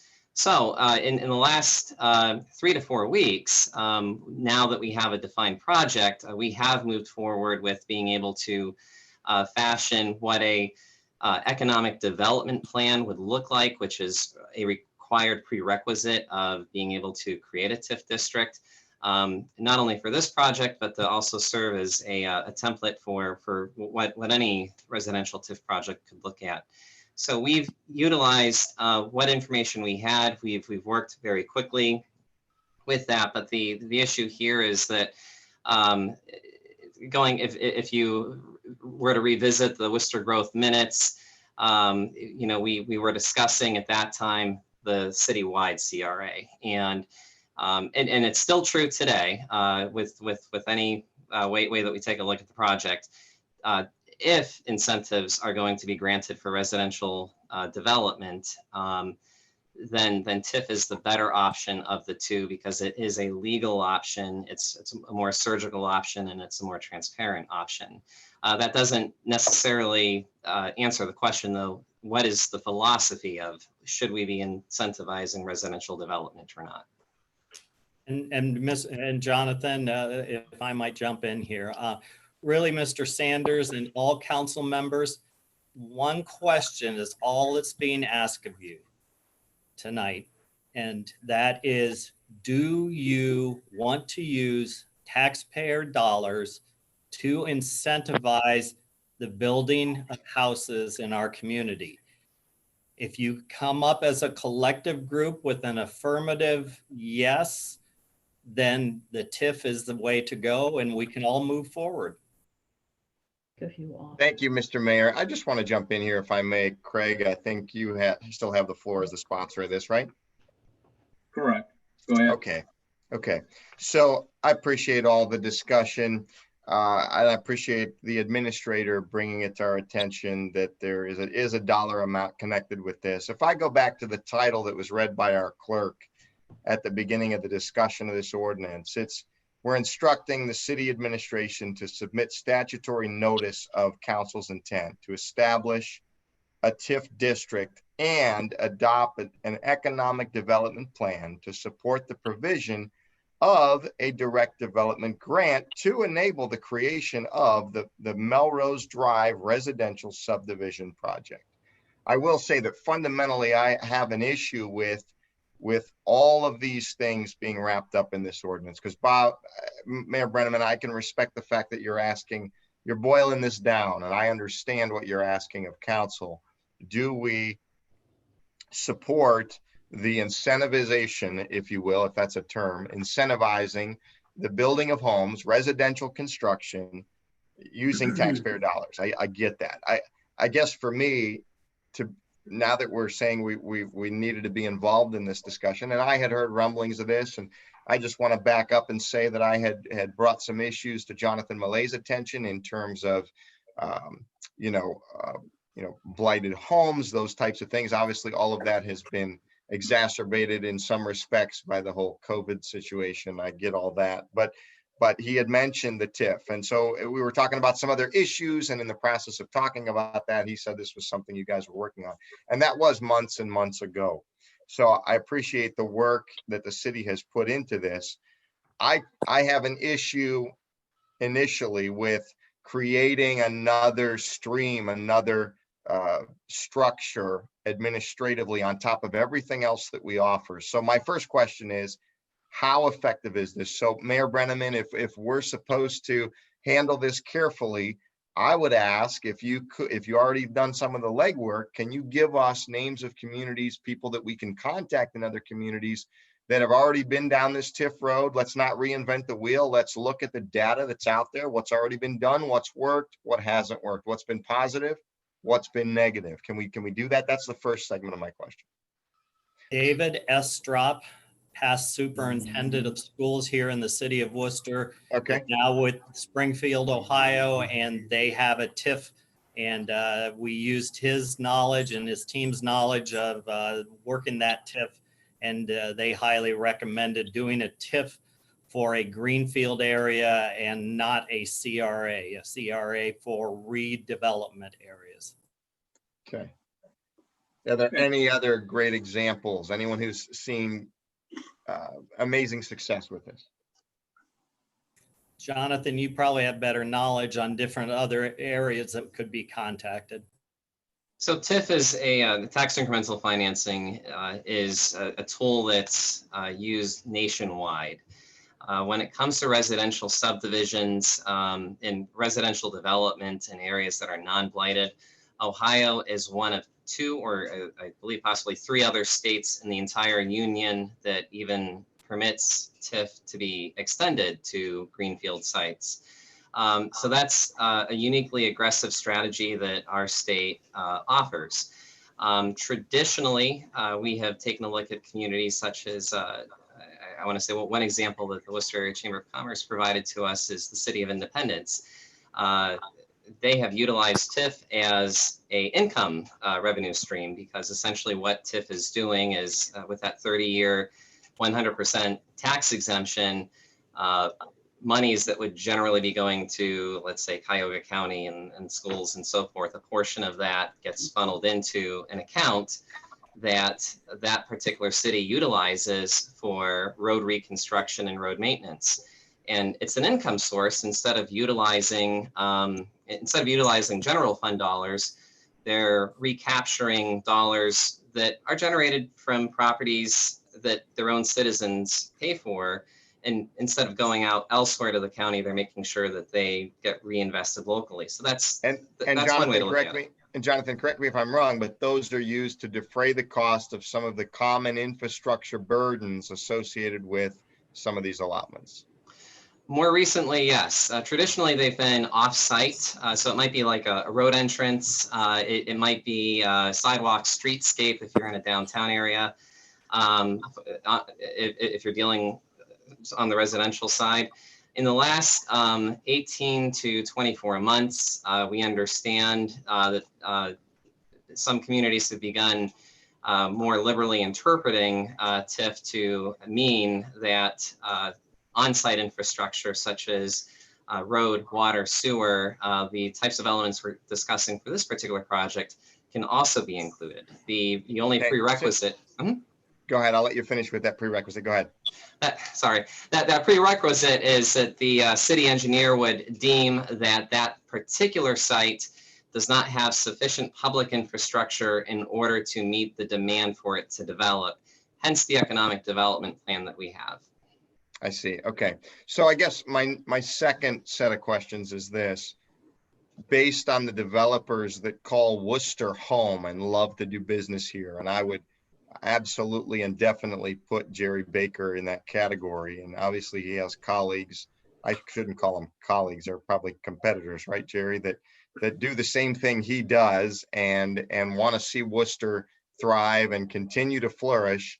And so we could all surmise as to why maybe the development momentum on the residential side has maybe slowed down a bit. Maybe Jerry could speak to that.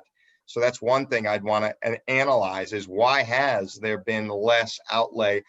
People are a little bit shy in terms of launching out and the exposure associated with residential building. If the demand is so great, why doesn't the market just show that people are jumping out and taking those risks because they're justified because of the market need? So that would be my first question. The second set of questions for Jerry and his group of developers would be, would this incentive help you to make a decision to move forward with certain projects and give a green light to certain projects that otherwise without this incentive would be dead in the water and wouldn't move forward. Those are my two questions. Can you hear me? Yes, Jerry, thanks. Yes. You know, I looked at affordable housing and I looked for a CRA, and that CRA, we would have put in all the infrastructure at our cost. But I looked at the CRA as a benefit to the homeowner. Each person that bought a home would have got a 50% tax abatement for 10 years. That's $165 approximately per month that would come off their payments. That was a real incentive for affordable housing. The city didn't like it. The city has actually recommended the TIF to me. I didn't come up with it. The city says, we have this available and can probably do it. So with that, I could reduce the price of the lots, which would help keep it affordable. So I said, I'll agree to go that way with you. So Jerry, you basically said that a CRA type of abatement sounded appealing to you and that certain projects such as this one would be able to move forward with that type of an abatement. You described about $160 a month as opposed to not having it. I'd like to see the property owner realize that savings. But understood. Obviously the city was dead set against it. They recommended the TIF. Now I want to go back a second here and say, how many lots do you think are available in Worcester to be built on? There's not many. How many developments have you seen in the last 10 years? Not as many as we'd like. Can any of you come with one? I'm asking the whole council here. Yeah, the reserve. The reserve was not, we did that before 10 years, believe it or not. There's still some homes going in there from time to time, correct? There's 6 or 7 lots left. Okay, yeah. So that's the most recent. That's the most when you look at, you know, you really do reflect back, and that's a very good point, Mr. Baker.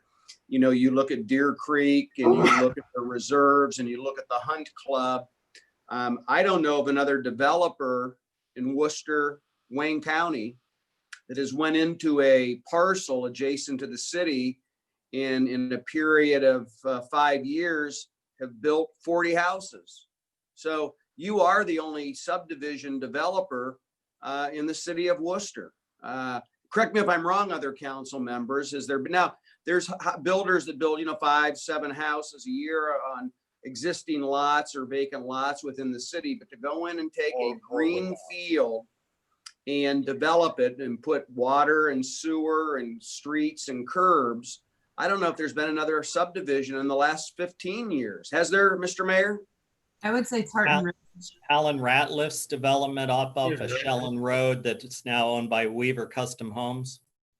How many lots are there though? 25 or 30? I think they've developed out at least 25 or more houses, and now they've got 2 additional streets that they have lined out to develop. Okay.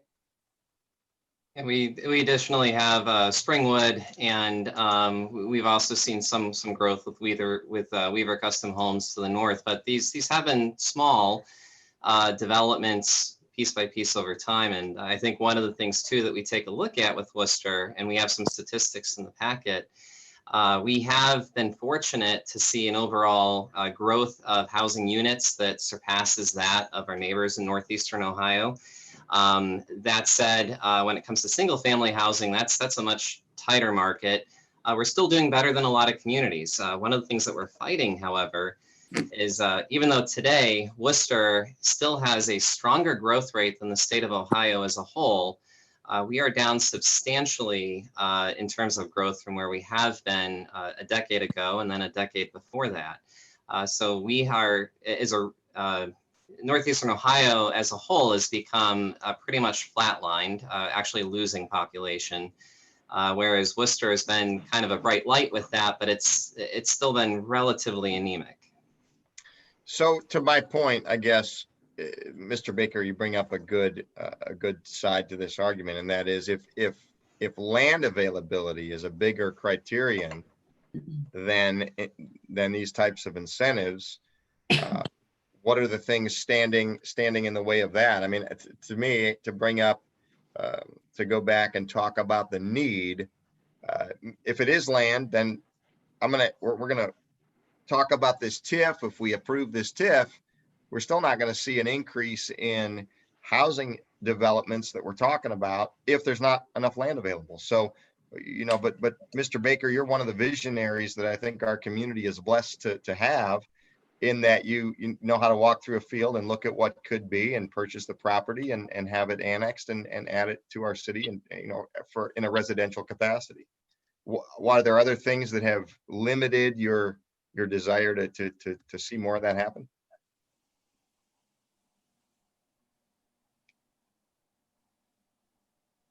May I ask, how many new homes were built in 2019? I can answer that for you. I asked the building department that, and they said 8. 8 homes last year. And may I ask another question? Why is this extended for 30 years? Well, let me put my 2 cents in. I filled out a request for 35% for 10 years, which would pay the school system back. They have added on to use that extra money to maybe give the school some more, and to do a lot of infrastructure work like Mill Lane, I would suspect, that whole development, because they got stirred up pretty good last year. They've got chip and seal roads. Am I reading the Ohio Revised Code incorrectly? Because it seems to me if it were 75% or less, and 10 years or less, the notice requirements is only 14 days. Am I reading that incorrectly? No, again, Jonathan Millay here. No, if we were to reduce the level of exemption to 75% for 10 years, that does lower the notice requirements. That also makes, in this scenario, when we provided a revenue model for everybody to take a look at, in this scenario, without causing additional redirection of revenues from our county and school district sources, we would not necessarily be able to recoup the costs for this particular grant. When it comes to TIF, the idea behind it is to fill a gap that the developer has. So the question is, what is the gap? And then when it comes to the percentage in term of the actual exemption, that's more of an intergovernmental approach. Traditionally, what we're seeing in the market is most communities opt for the 30-year 100%, but within that, they're redirecting revenues back to their local school districts to minimize the impact. In a lot of cases, making it so that there is no more than a 10-year 75% impact, or as in this particular model that's proposed, it would be a 25% exemption. That still leaves. What did Springfield do? 100% 30 years. As did the City of Independence. And I could just add one thing, if you're going to digest some of this and then maybe vote at the next meeting, you know, my only request would be to really dive into that analysis that Jonathan referred to, and to in the application, you have the application as submitted by the developer with his numbers and the financial impacts of that. So just look at that.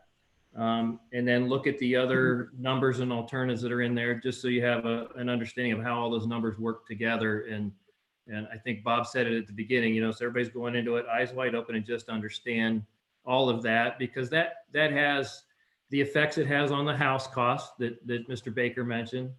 It also has the impacts on the schools, you know, and the county and how that impacts them. And that's, I think that's sort of what we were trying to make sure we're providing you all the information so that you understand all of those impacts, because we want to be sensitive to the fact that the market doesn't seem to be producing a lot of houses. Hey, We want to Joel. be sensitive to the fact that the business leaders that you heard say they're having trouble hiring, you know, a certain level of employee because of housing. So we want to be very sensitive to that.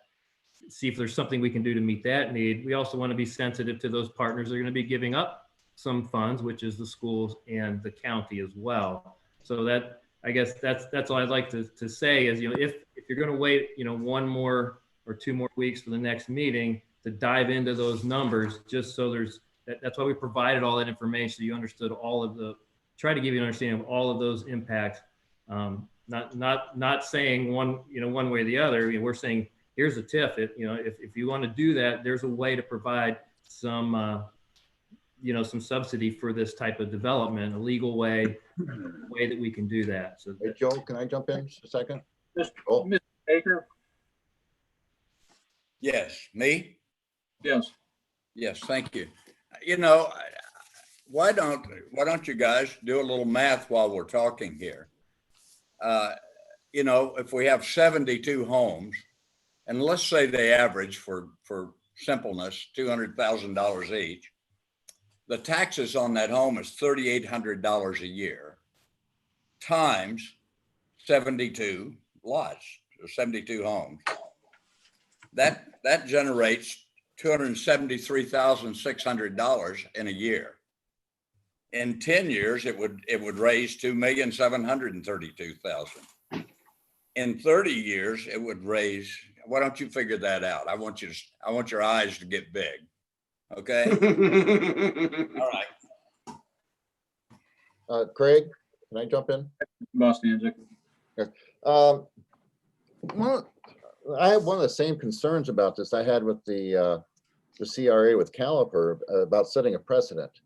If we do this, are we ever going to have another housing development in Worcester that doesn't want a TIF? Well, the question is, are we ever going to have any more housing developments without a TIF?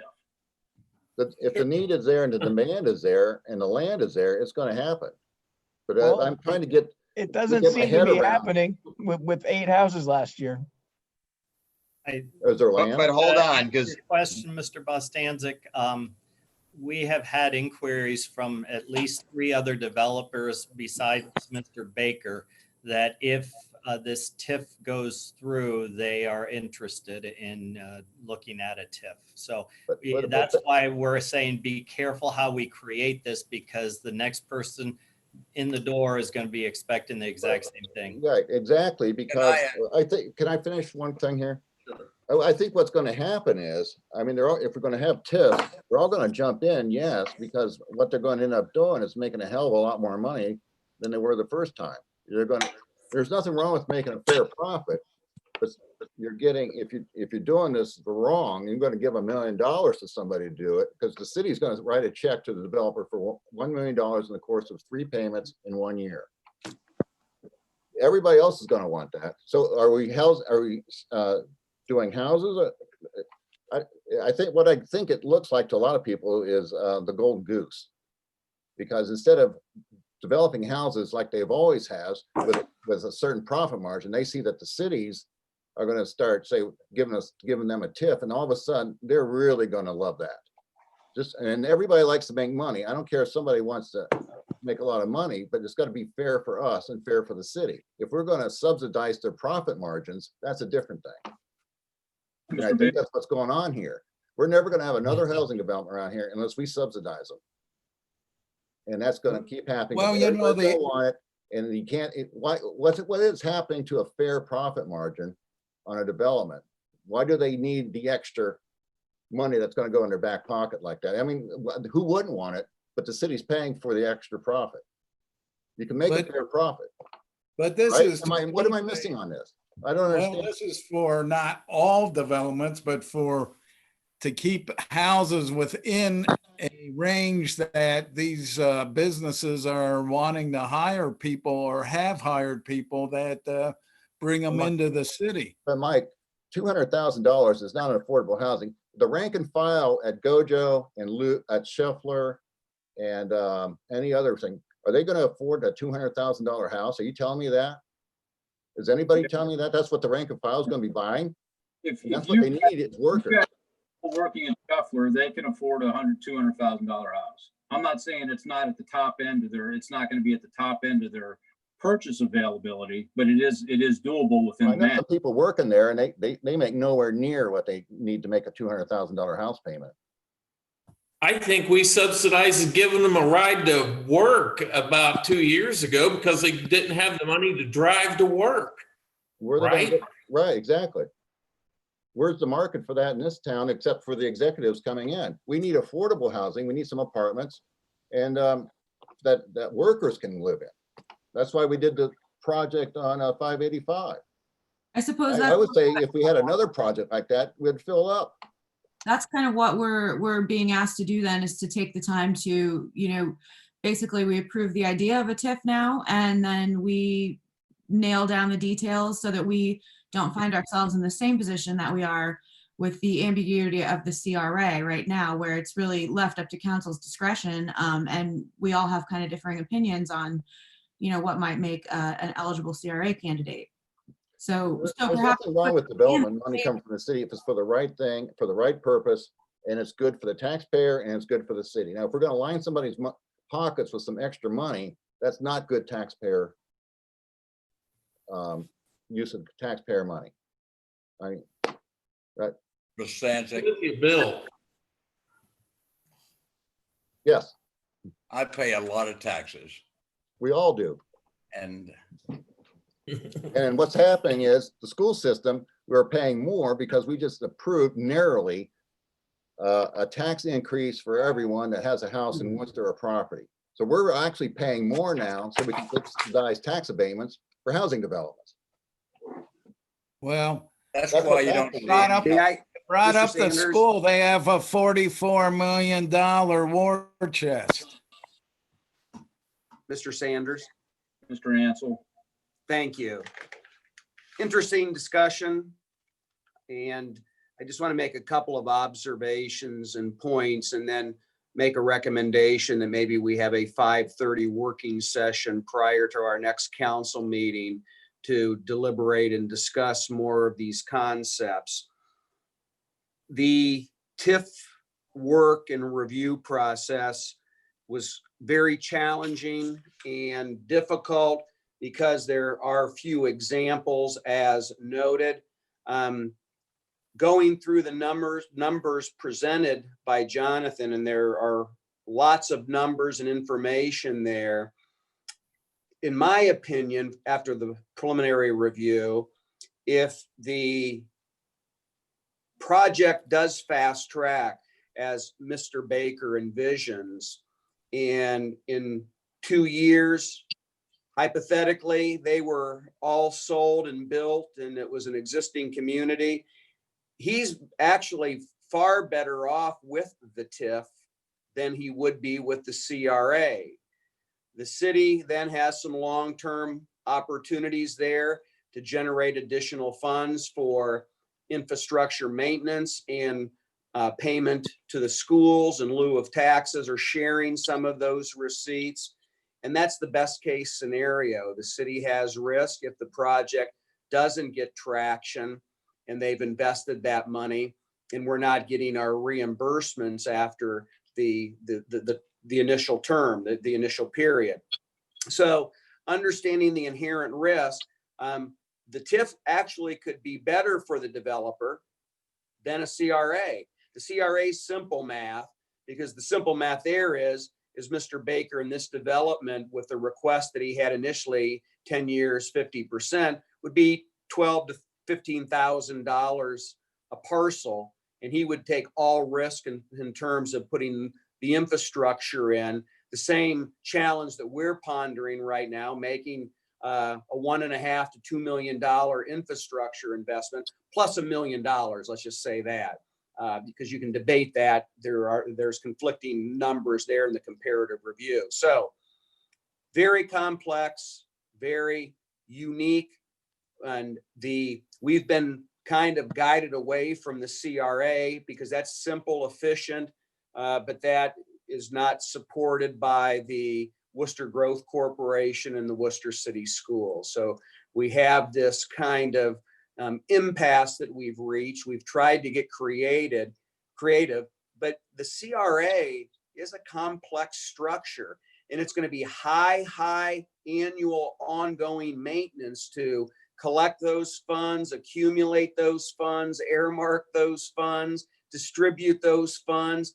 And I see that as I don't know who's going to do that in the city, but it's a complex process in terms of the balancing of the accounts receivable, if you will, and the distribution of funds. So, and that's assuming that the project does fast track and it's completed in 3 to 5 years.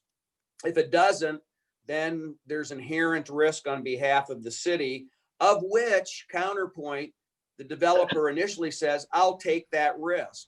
And he's assumed those risks inherently at all other subdivisions that he's been engaged with. So he does have that risk-taking kind of mindset. That's what Mr. Baker is noted for. And obviously it's paid great dividends to the city and him and his partners. And again, I own a Baker home that was built 25 years ago, and it's a very, very well-built home that has appreciated well. So it is an investment, whether it's a Ryan home and a Baker development. The two are synonymous in this particular application. But I'm going to kind of go all the way back to Mr. Bostancic's initial query and challenge. We, as council, have to make the decision that we are even supportive of a incentive for residential development within the city of Worcester. We've spent hundreds of hours having dialogue and reviews, and then it's not acceptable and emotions run high. And that's so unfortunate because, again, this doesn't need to be an emotional process, but things tend to become emotional when they're undefined and you don't have a clear goal and direction. Now, our clear goal and direction is we need more residential, moderate income, low income housing, affordable housing in Worcester. And we have a definition of affordable housing, and we can debate the point, but two working couples can afford $175,000 to $200,000 house. That's the new market. Just like they go out and buy a $30,000 car now. If they buy a new car, it's hard to get a car for under $30,000. Well, that sounds like a lot of money, doesn't it? People bought houses for that 35, 40 years ago. So we need to collectively sit down. And the first question, we can have a joint committee meeting, finance and laws and ordinance, and all attend. The first thing we need to have a consensus on is, are we in this? Are we out of it? Because everyone's spending a lot of time, and we just had a CRA request now tonight that fell within the guidelines, and it certainly was a nice solid investment, and it certainly wasn't going to cost us anything, and we were going to make another $25,000 a year on tax, and we declined it. So, you know, I don't know where we all weigh in on the real issue right now. Are we in or are we out in terms of supporting a residential subdivision expansion within the city of Worcester? And are we going to incentivize that? And your point is very well taken. This could be the start of other developers coming in and expecting the same type of support of the city. And I have to tell you, we're not going to have the funding to do 5 of these TIFs over the next 3 to 5 years. But again, I don't know if there's going to be that much demand. So that's the real question right now. The one is very low cost and minimal risk to the city of Worcester. The other one, we become the developer in essence. We're the bank for the developer. And, you know, that's as much as being the developer. If you're writing the checks and funding things on sewers and infrastructure, that's the developer. and he's actually doing the physical work as a subcontractor, if you will, but we're paying for it. So that's the real question. So let's wait till, or if you want to have the meeting next week, so it's prior to the city council meeting, I'm fine with that. But we may take a straw kind of commentary review. I won't call it a vote, Mr. Scavelli, but we can definitely identify whether we have a consensus opinion as to, do we want to provide incentives for residential developers within the city of Worcester? And if we even baseline that and say it has to be more than 25 homes within a subdivision, so we do qualify it, because then you start to get into some pretty significant infrastructure. And if we say no, then guess what? All of our efforts and all of this controversy and dialogue and conflict has been for naught. So let's at least define that at the committee meeting and see if we're on course on this. And if we're not, then we don't need to talk about it anymore. And then if we are, then we need to identify, is the CRA or a TIF? The city likes the TIF, but, and again, I understand the TIF could work out really well, but it could also work out really bad. There's inherent risk. And Bob, you qualified that early on. You threw your caution flag in. Yes, that's what you're recommending as the preferred, because if it goes well, everyone wins. If it doesn't go as well as we hope, then we're more at risk than the developer is. So John? I understand what you're saying. Mr. Sanders, Mr. Sanders, this is Scott Myers. Yes. Well, a couple of things. One, Mr. Baker has a pretty damn good track record of being successful in doing development projects. So I think, I'm not saying that guarantees success, but he certainly got the experience in our community to do so. I had a question for Jonathan. Regardless of the letters that you give it, CRA, TIF, PQA, whatever, if it's a 50%, if it's a 50% abatement, doesn't that mean that 50% is also collected in the normal taxpayer way and goes to the schools like it always does and goes to the county like it always does?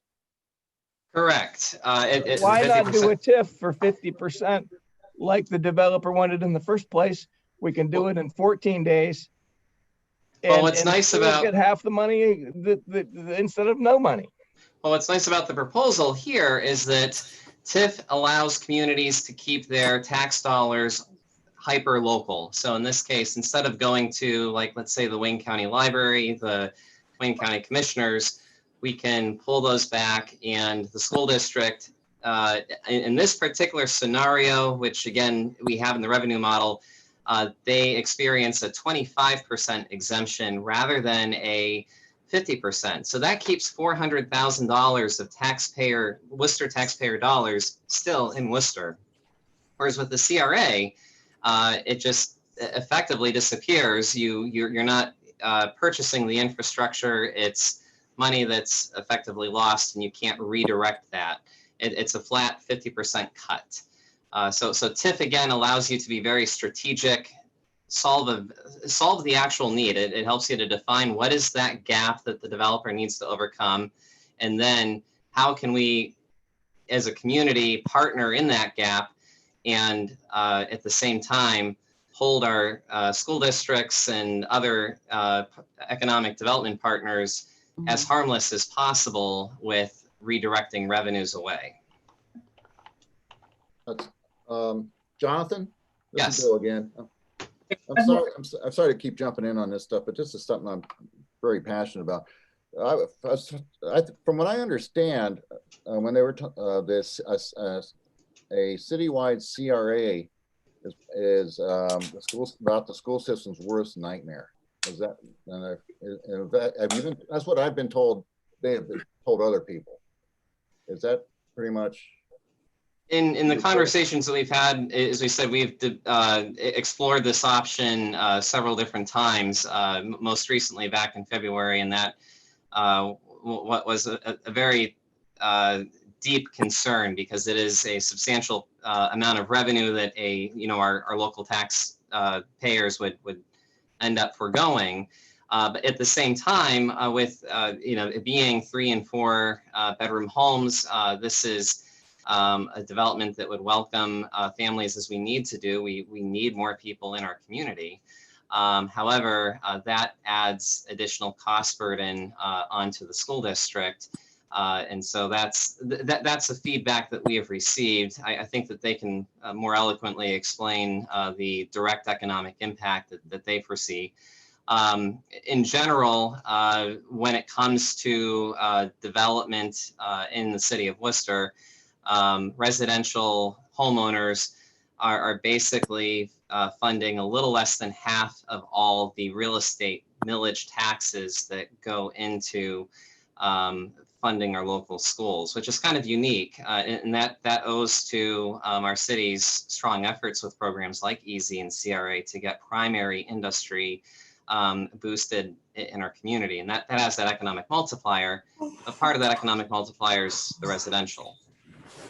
Thank you. Jonathan, may I make a point, Craig? Please. The unique dialogue there, and Jonathan, thanks for your detailed dissertation of the impact of CRA on a community. But it may be citywide, Mr. Bostancic, but it's not just carte blanche.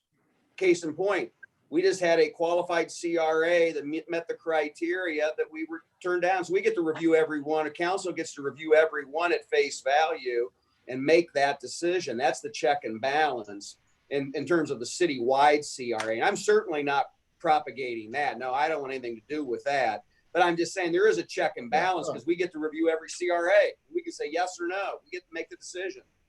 It's kind of fun. Carry this, it's 10:30, it's 10:22 in the evening. I've got a 4 a.m. wake up call. I don't think that we're gonna have any solid piece of information off of this the rest of the evening. I agree with Mr. Ansel. I think at this point on July 6th, we will have a 5:30 p.m. Work session to continue this conversation. In the process of that, everybody has the information in front of them. They can disseminate it. Hopefully, you will all actively reach out to the administrator, to anybody you need an answer from. Get back together. We can get back together on July 6th at 5:30 and provide consensus in how we want to proceed with this. I second that motion. I agree.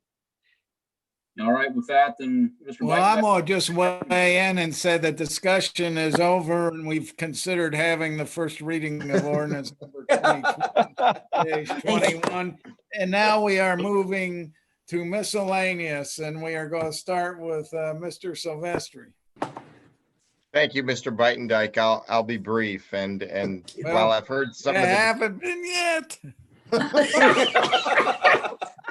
Well, I'm going to make history tonight. I just want to say that we had a lot of good discussion, and like I said, I'm all for easing the tax burden when we can, doing things that are effective. Hopefully, we can do our research, figure out what the need is, how we're going to meet the need, and talk about that next meeting. But it's council's purview. I want to make this one point. It's council's purview when we are given something to review it. So I'm not for changing criteria on an application to give more assurance, to take away the choice that elected representatives in our city have when reviewing an application for tax abatement. So just want to make that point. Hopefully I made history tonight and was brief, Mr. Beitendijk. Thank you. Have a good night. Note it tonight on June 15th, 2020, Mr. Silvestri was brief. Mr. Myers. I'm going to even be briefer than that. I've got nothing further to add. I do appreciate everybody weighing in on all the different things tonight. It's annoying when we take votes and nobody says anything, and I don't know why they voted a certain way. I did appreciate that everybody participated in the conversation, and that was really, really helpful in understanding where we're going. So thank you, fellow council people, for your input tonight, and I'm finished. Thank you, Ms. Warren. turn your microphone on, please. Otherwise, this is going to be a real long miscellaneous session. Oh, sorry. I didn't want you to hear me yawning earlier. Too bad. Sorry. If I could just ask, maybe Joel, you can fill me in. Are the basketball courts open again? Somebody posted that comment earlier on social media. So I think we're in the process of removing the some of the things we had on the hoops to keep people from doing that. There wasn't specific guidance given by the governor or the health department, but there was guidance given on playgrounds and some other related things like tennis courts. So we sort of decided that we think it's sort of like those. So we're in the process of opening those up. We'll just have to keep an eye out on, sizes of crowds and things like that. And then just ask everybody to please just be careful. Sure. Thank you. That's all I have. Mr. Bostancic. Just a question from the mayor. Do we still have that work session at 1:30 tomorrow? With John, I think that's tomorrow, isn't it, John? Yes, we still do it. Yeah, 1:30 tomorrow. Okay, I just wanted to double check that was still on. That's it for me. Mr. Ansel. Great dialogue and discussion, nothing more. Mr. Cavan. Nothing to add. Thank you. And Mr. Craig 4 a.m. Sanders, you have the last word. Brief would be, that's all I have. However, I do want to thank everyone for the conversation, and I do want to apologize to the administration. I wasn't trying to blast anybody over this, but I mean, at this point, this has gone on, and at this point, hopefully we can get this resolved sooner versus later. So thank you all. Thank you for the work. Mr. Ansel, thanks for motioning to adjourn. Motion to adjourn. Actually, President Biden, just before you go, I do have some more comments from the public. I did inform them that, so the question they wanted to talk about the Kimball trash contract, I tell them that was not on the agenda, but I would ask if they wanted to bring it up during miscellaneous, and I told them that I thought the answer to that would be no, but I would bring it up to the president. So I just leave that with you, and then I do have a couple other things from the public that Shannon Waller wanted to thank us for all our hard work, and Walter Brown wanted to thank us for our hard work, and he wanted to say that he thought that Mr. Ansel really did a good job tonight. So, Mr. President Biden, I've been getting calls about the waste pickup. Mr. Ansel has a motion. I'll entertain a second. Second. Second by Mr. Bostancic. All in favor of adjourn, say aye. Aye. Aye. Good night. Good night. We're adjourned. Hey.